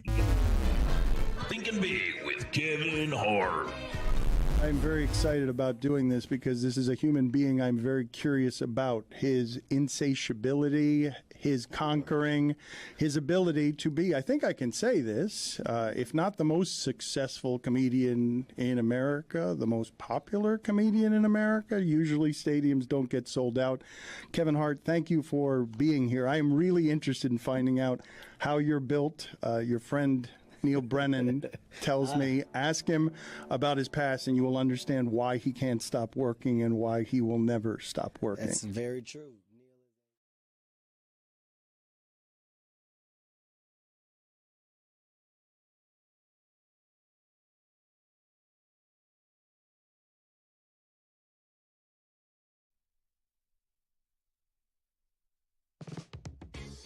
This is Juju. He's got a new show. The alley oop has returned. It's about basketball, hoops, and hoopers. I'm trying to get us away from calling him the Joker because the other nickname on his page is Big Honey. And I just think Big Honey is a way better nickname. Subscribe to youtube.com/@DLS Hoops. Do you need me to point at some visual explanations? Well, here you go. And without further ado, we go right to the guest line. We bring in Taylor Twellman. He is the lead analyst for Apple TV's MLS coverage and, of course, former USMNT member. And don't forget Inter Miami. Mike Ryan's Inter Miami. Face off against Tigres in the League's Cup quarterfinals tomorrow night on Apple TV+. Taylor, welcome to the show. And what's up, boys? Not much, man. We chilling over here. First of all, do you have any favorite time travel movies? No, I don't. was really excited and captivated by your conversation. So that was wonderful. Thanks for bringing me in on that. I always try. I try to be inclusive over here. Taylor, before we start talking about the league, maybe Bill and Ted's Excellent Adventure. That's You know good. what I mean? That's, of course that counts. Of Wow, course. late answer. See, Okay. you had one. Yeah. Wow. Like, well, you don't want to play this game? Come on now. Everyone loves I secretly did. But before we get into the Leagues Cup quarterfinals, I wanted to ask you, there's been a lot of stuff on my timeline at least, sniping between current U.S. men's national team Oh, players my God. and former U.S. men's national team players. And I'm used to this in basketball because we've got a big problem where we have this generational feud at all times where the young guys say the old guys couldn't play and they were all playing against plumbers, and the old guys say the young guys are soft and weak and all that stuff. And I'm wondering, has this always been a thing for U.S. soccer, or is this a new development? I think the word you use is perfect, generational. I think the fact that everyone has an access to an individual that maybe the older generations didn't have, whether it's podcasts, whether it's Instagram, whether it's X, whatever it may be, they have immediate access to have an opinion, or in this case, a docuseries that I find very interesting that as a player, now I'm putting my former player hat on, going into a World Cup, I'm not completely sure I would have done this and given the access going into a World Cup where it is the biggest moment in U.S. men's soccer history where you're given insight into maybe your vulnerability, the fact that now we have parents coming into this, and I'm glad you brought it up. It even happened in the NBA. Halliburton's father was involved, whether or not it was in the Eastern Conference Final than the NBA Finals. Now we got Christian Pulisic's dad wanting to give his opinion. I don't care what generation you're from. Anytime when you're an adult and you bring your parents into a rock fight or a cat fight or however you want to describe this, that's never going to be in good sight. But the reality is this, is it is more a generational thing than a soccer thing. But I find it very intriguing that all of a sudden going into a World Cup where you as a team have been lackluster, if I'm being polite, with your results over the last 24 months and coming off a World Cup where you already had a family feud with Reina and Berhalters and their family. I just find this to be really, really immature and missing the boat with timing of everything, especially 9 months before World Cup is in your backyard. Taylor, am I wrong for saying that this is their identity, it would seem? Because this is a team that for the longest time, you were part of it. You knew the U.S. men's national team soccer identity. We'd try to get you with our athleticism. We'd counterattack, but you could always count on dogs, guys that would not just resign themselves to a talent disparity. And now it's just, let me get my dad involved in this. Let me fight for playing time politically and not on the pitch. And it's very confusing to me that you could always at least count on an American edge. Where are we in the international landscape where the U.S. still thinks that they've arrived to a point that they shouldn't have this edge? It's amazing, buddy, the way you just put that, because the reality is this, is first off, let's make this abundantly clear. The question of Christian Pulisic and his commitment to the national team was completely off base. He's always been committed, and he still will be committed. That's not what we're talking about here. But that's what got Christian Pulisic and his family upset. He could have nipped it in the bud, immediately releasing a statement of why he's not playing in the Gold Cup. And that is what U.S. soccer expected. Then it doesn't happen. You just hit the nail on the head. They created this own identity. It's nobody on the outside's fault that they are reacting and doing their job at the same time of giving their opinion of the situation that's going on. But the reality is this, and you hit the nail on the head again, Mike, is that the identity of this team is no longer, we're going to outwork you, we're going to have a dog in this fight, we're going to roll up our sleeves and do whatever we can to beat you. Now we're questioning whether or not you have that. And in 2014 World Cup, in the United States tied Portugal, should have won. They barely lost to Belgium, even though Tim Howard made 15, 16 saves, most saves ever. The question then, which is about 11 years ago, is how can the United States men compete with the top 10 countries in the world? But over the last 2 years, This generation lost a Copa America, couldn't advance in the group stage in their backyard. They lost to Canada in back-to-back games. They've lost to Panama in 3 straight games and not gotten a result, all in their backyard, all going into the World Cup. And you have the audacity to complain about criticism. Imagine if you were from Argentina or England or Brazil or Germany, the amount of pressure that would be on you. That's where you lose me with this, Mike. And so now we're having a conversation. I got to do the Le Batard Show and talking about, are the players committed to going into a World Cup in their backyard in the biggest moment of their lives? And we're talking about a docuseries where the analysts outside are being called evil.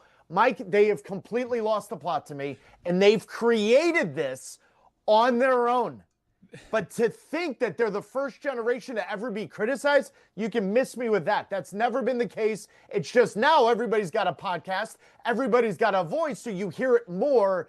But it's getting to a point where it's ridiculous, and we're really talking about baby games here. So there are some examples where all this drama, this soap opera element, really just take a chainsaw to a team's chances in the World Cup. We saw it with Spain. We've seen it with France before, where the soap opera gets to be too much. But we've also seen these galvanized host nations. South Korea went on an incredible run with a late managerial change. Russia, there was other stuff going on there, maybe some performance enhancers. Well, not maybe, but they were able to get it together as a host nation. Is the fact that, I know this is a shared World Cup, but is that enough to galvanize this team? Because right now we don't have much proof that they can just rally together under a banner and get all on the same page and put their egos aside. If there's ever an opportunity to do that, it's when you're the host nation.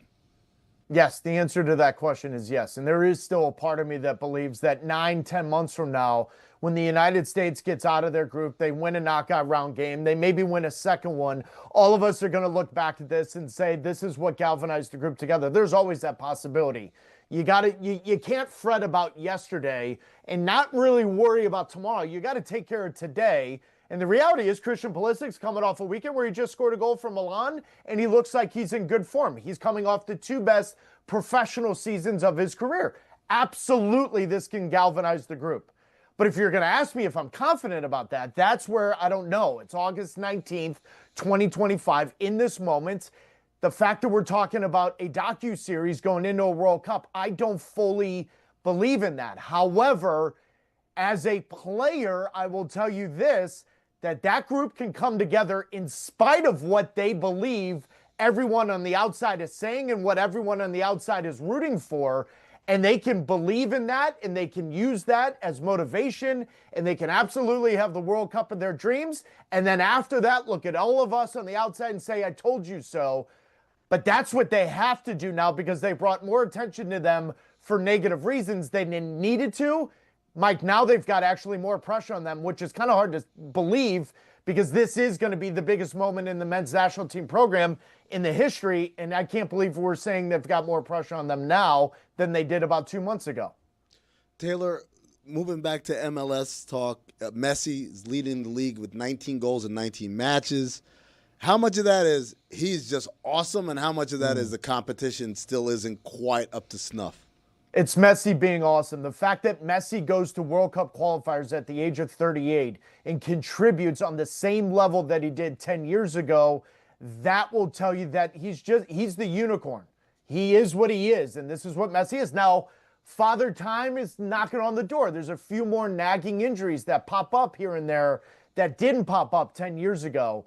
But for a player to come to Major League Soccer like Lionel Messi has done, and now Rodrigo de Paul, who is the defensive midfielder, the bodyguard of Messi for Argentina's World Cup team coming up in 8 months, for them to go to CONMEBOL in South America World Cup qualifying and still contribute at a high level, that tells you the level of Major League Soccer has risen, but also those players are just special. Messi is operating at a completely different level, and I can't believe we're still talking about him at the age of 38 because you can see declines in other players around the world when they hit this age.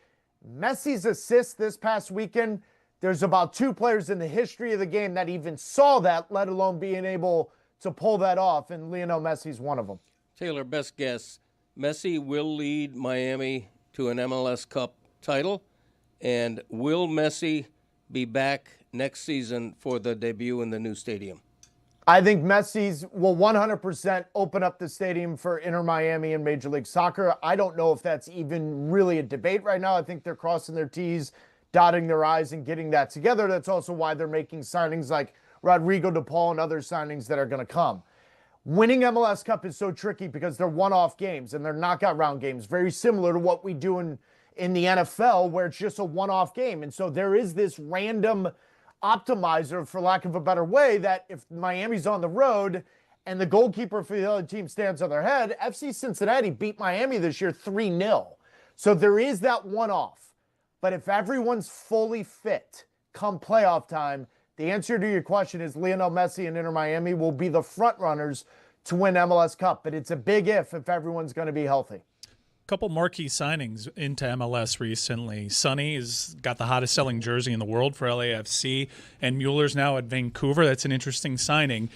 More questions about their form and the stage that they're at in their careers than Messi had, where Messi was still very much recognized as a best player in the world. Sonny probably has more good football left in his tank than Mueller, but what is the early feedback from them being around these clubs? Heung-Min Son has been brilliant, and for those of you watching the show, he has asked everyone in the United States to call him Sonny, so Mike, rightfully so, calling him Sonny. Good on you.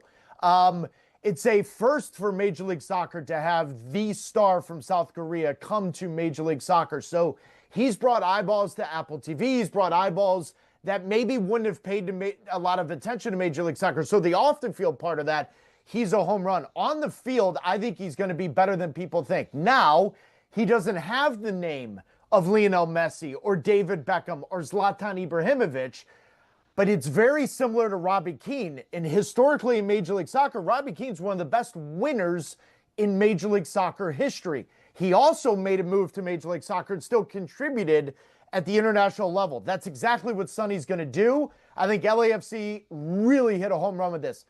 Thomas Mueller, I'm on the record and I'll be on the record. I don't know how to evaluate the signing. I love the fact that he's in Major League Soccer, but he did a 180 with 3 or 4 teams, Mike, in discussing contracts and where he wanted to play, how he wanted to play, what positions, to all of a sudden being playing in Canada for Vancouver. Now, he believes in the next 6 months, Vancouver's got the best shot to win the Western Conference and be an MLS Cup.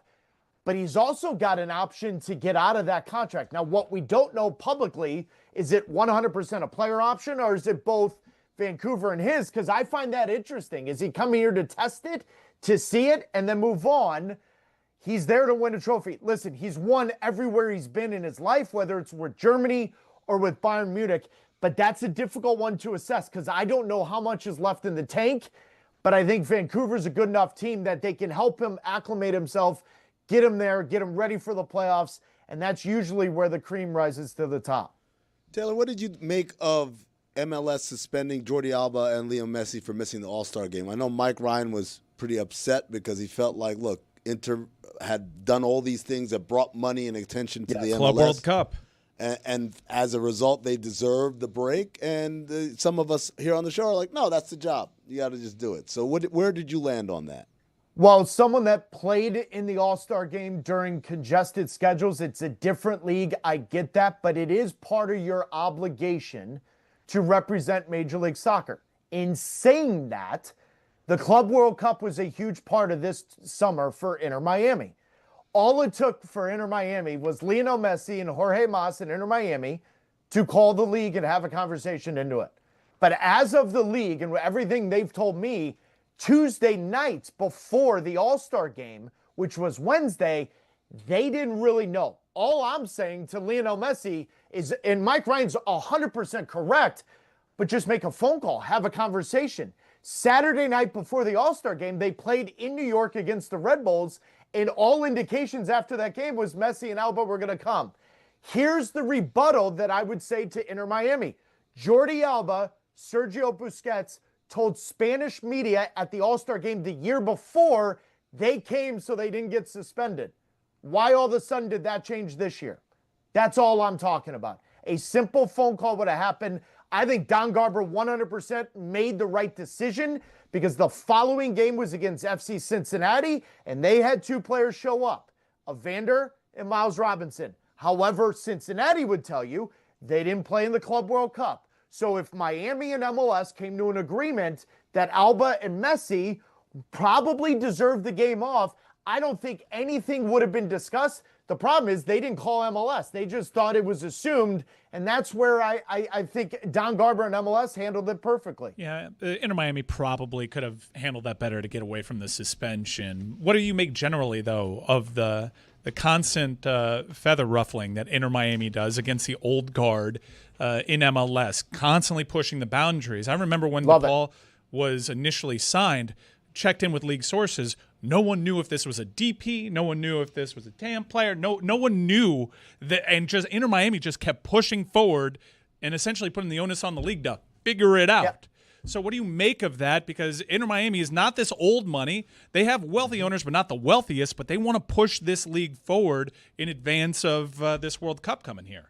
They got aspirations, Mike, and I love that. We're in our 30th year of Major League Soccer. There's conversations and real conversations now about changing the schedule to the way Western Europe is. That's ultimately going to put more money in the owners' pockets because right now when the transfer windows come around, they're operating a little bit with one hand behind their back because other leagues around the world are operating different times. So maybe you pay 20% more and you could get 20% more for your players. They're going to evolve. Do I think the schedule will change? Absolutely.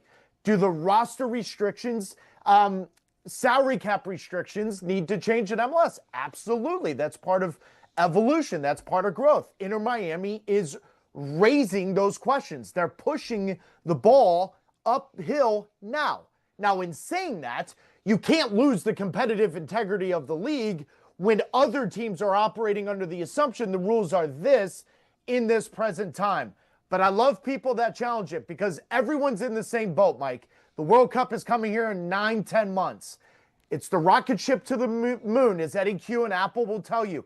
Well, in order to do that, you got to be ready with what's going to come after the World Cup.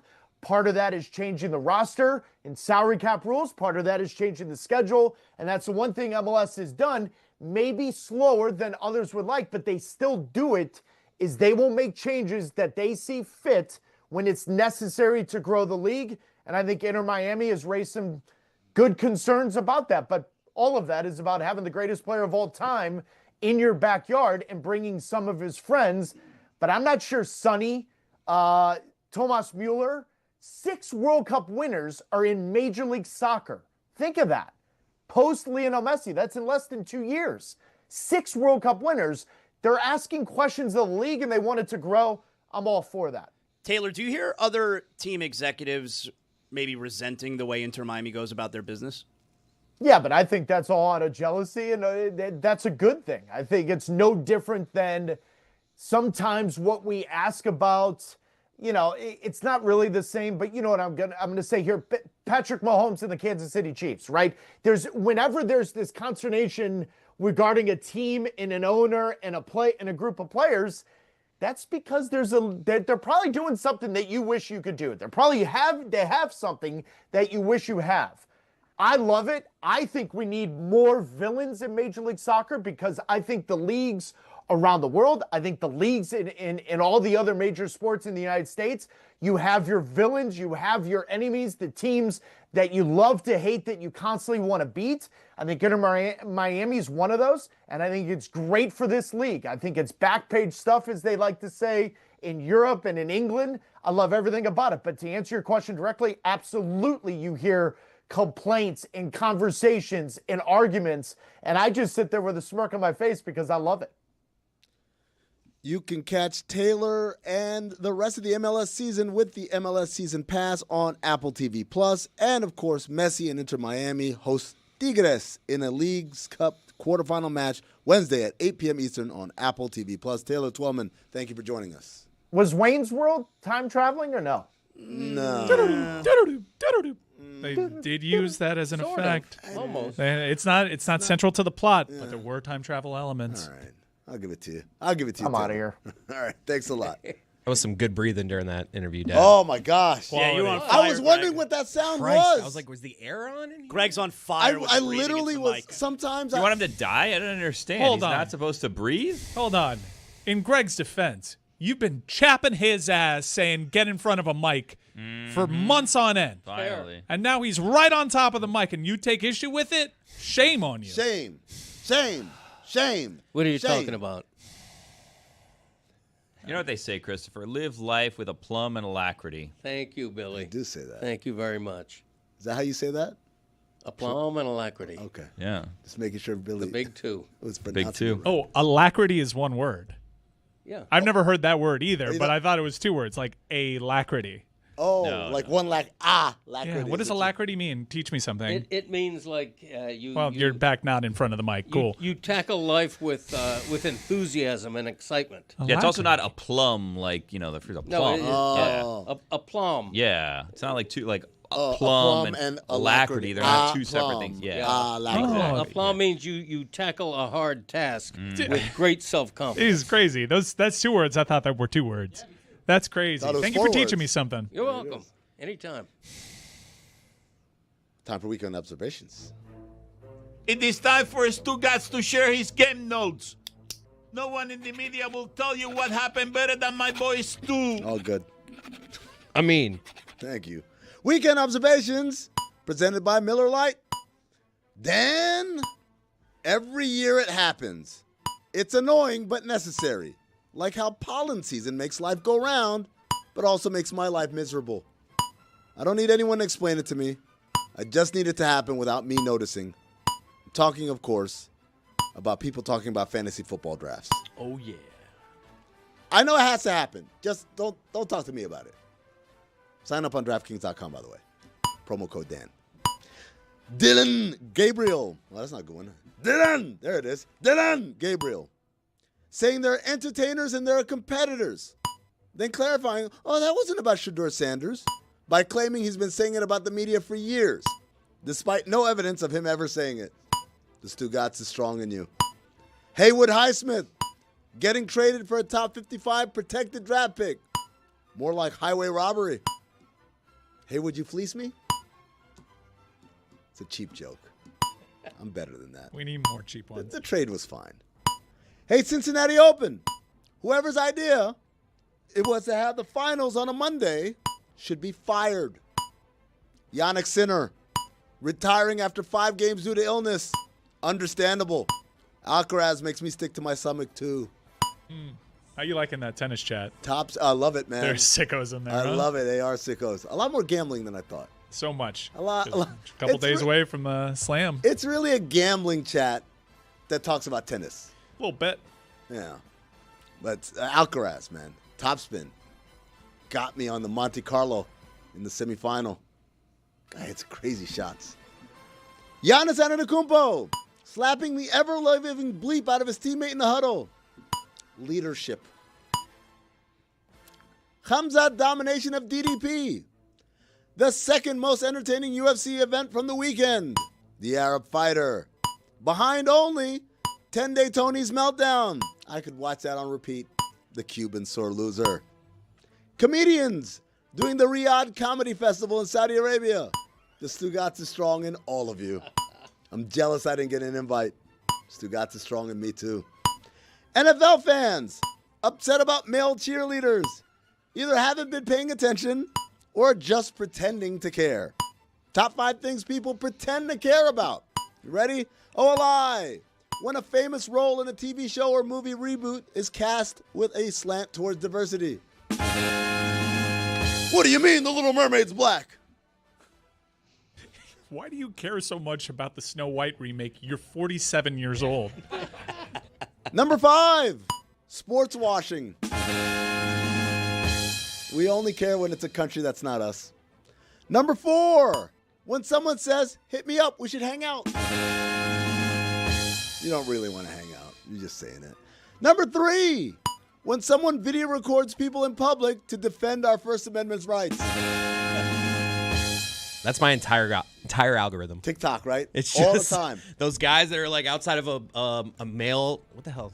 like mailboxes, etc., or something like that. I just had it. Yes. Post office. You all right? Post office. You okay? I got it all on the record. I hate those videos. That's what I meant there. And the people get so angry. It's like, well, stop record. I can record you too. I'm like, just walk away. Who cares? How have you not learned at this point?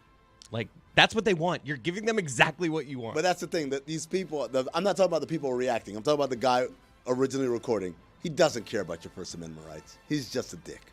Why are people outside of post offices recording people? It's a thing on the internet. It's just to prove that they can't, because people don't like being videotaped. So some old guy will be like, hey, why are you videotaping me? I'm going to this post office. I'm just protecting our First Amendment like, rights. And then they call the cops. The cops show up, and the cops say, technically, he's on the sidewalk. He's allowed to videotape you, but I did not consent. You don't need to give consent. Yeah. It's the same song and dance, but I love it. It's just I can't stop watching. Number 2, when someone on this show says something funny that might also have a factual error.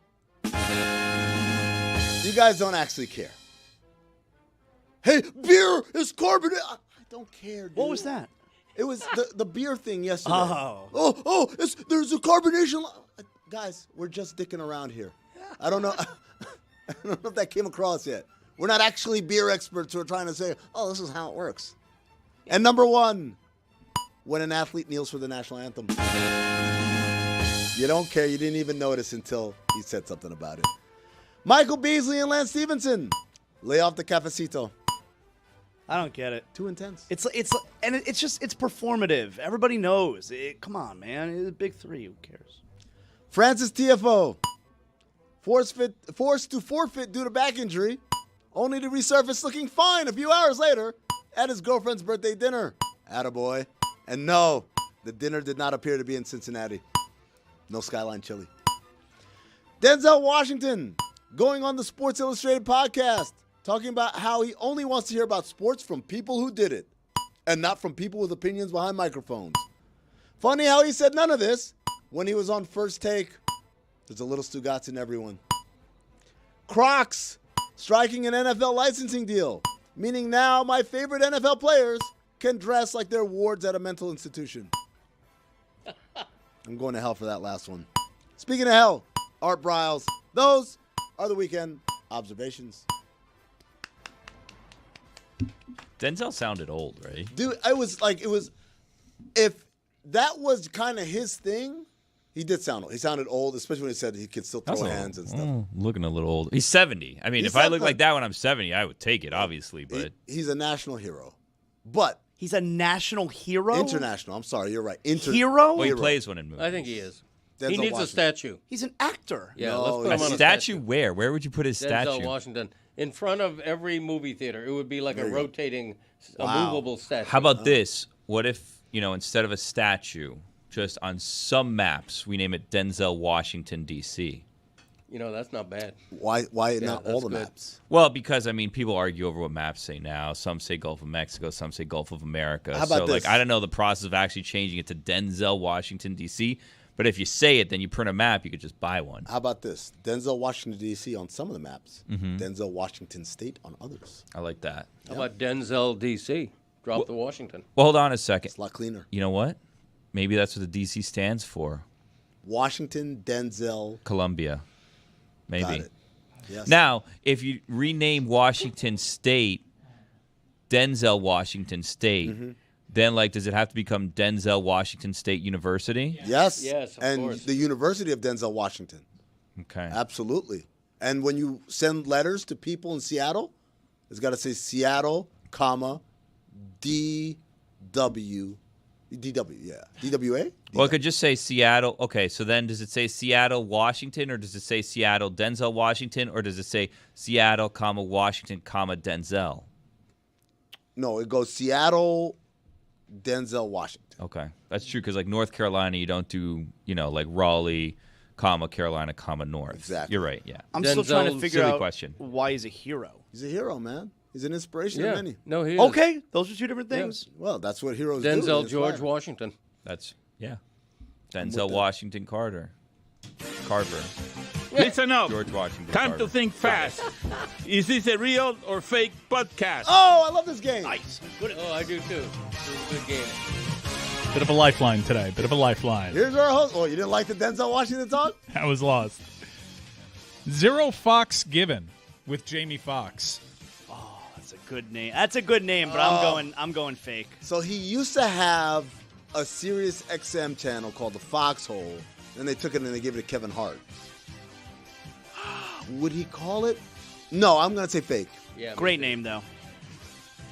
Couldn't hear you, Fake. Dad. What was your answer? It's fake. Thank you. Yeah. It is indeed fake. He doesn't have time for a podcast. But he does. He Nah. does. What is he up to, really? He's hanging out with his friends. I saw a video of him arguing with his friends about Jordan versus LeBron. Never heard that one before. Imagine that on a podcast. The Deal with Darren Ravel. Absolutely 100% the type of podcast that he would have. I'm trying to think if he'd have a hokier name.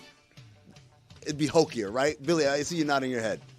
I don't think it'd be as simple as the deal. It would be something else. I'm going to go fake. I'm going real because the history of this game, Mike hasn't been giving us someone who has a podcast, but he's been giving us the wrong name of the podcast. That would be very tricky if he did that. So I'm going, it's real. Wow. I think it's fake. I think his podcast is It's My Business with Darren Ravel. Oh, I like that. That would be a great title. Here's something shocking. According to my research, Darren Ravel actively does not have a podcast. Yeah. Whoa. Wow, he's the one. He's too busy collecting like autographs and stuff, right?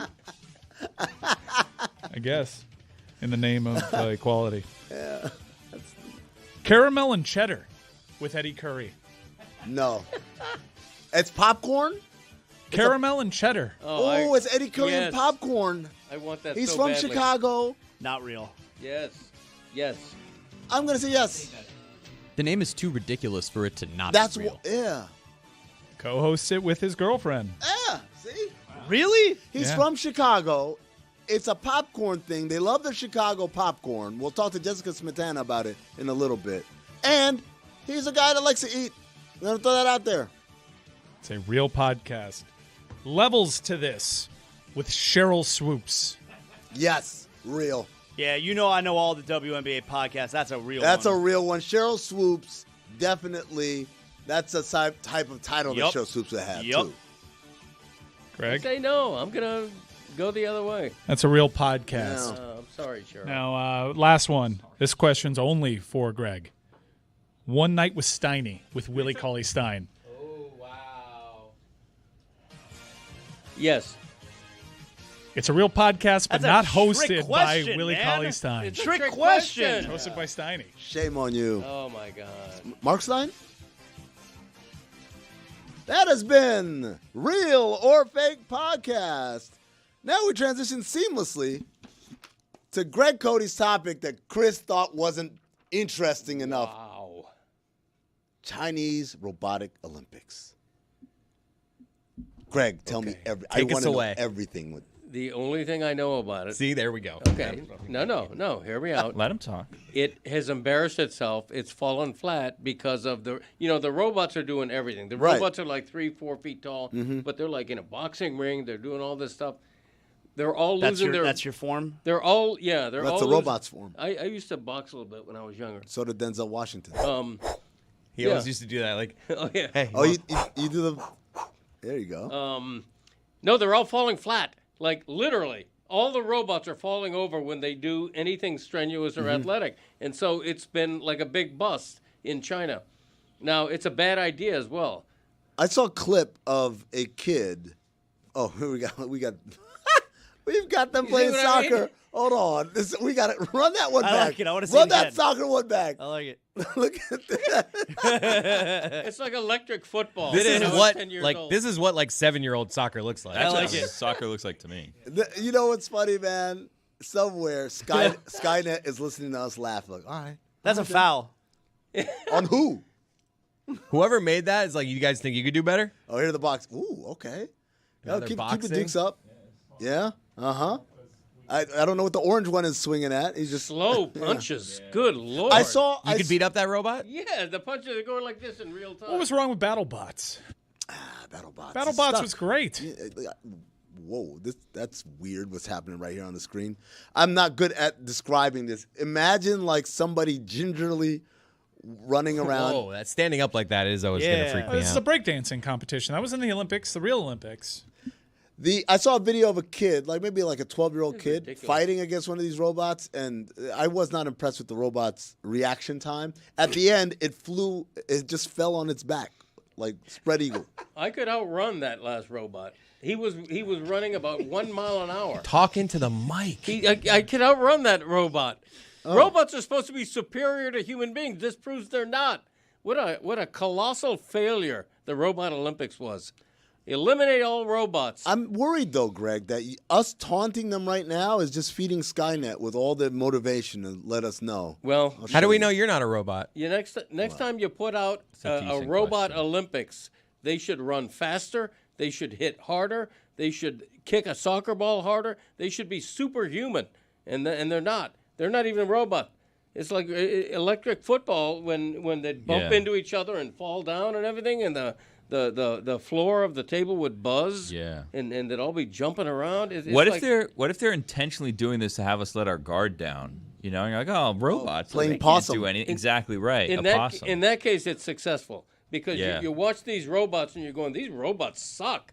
Who made these robots? One of those robots missing an arm. I noticed that. I hope he's okay. Robot Paralympics. I didn't see any blood, though. So. You said it, not me. That's the one where the founder of Skynet had in his living room. The arm is Yeah. Yeah, the arm of the black guy from Terminator, yeah. Greg, do you have all your original joints? I do. Yeah? Yeah. Are you proud of that, or would you want an upgrade? No, I think I'm good right now. Yeah. My hips, I lead the league in hips. Hips don't lie. Yeah, I mean, my only issue is my right knee. Trick knee? Yeah, I think I may need something done to my right knee. What if they got you a robot knee? Based on what I just saw, I don't want it. That was a great death scene. The guy from Speed. That was a good one, huh? Yeah, pretty good. Yeah, pretty good. Limited fake T2 guy that Marking it for the Sueys next year. Yeah, that didn't actually do what most capitalists do, and he's just like, "What? This is bad for people? Let me destroy it, rather than make money on it." Hey, we have breaking news. Hit it. Big Week 1 ramifications for the Miami Dolphins. The Indianapolis Colts have announced their QB1. Oh, and it is Daniel Jones. No.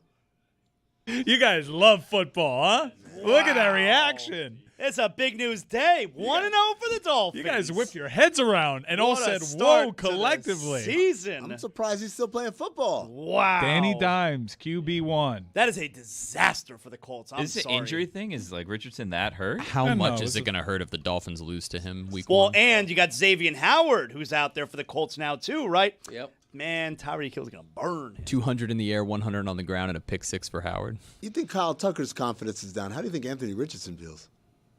Yikes.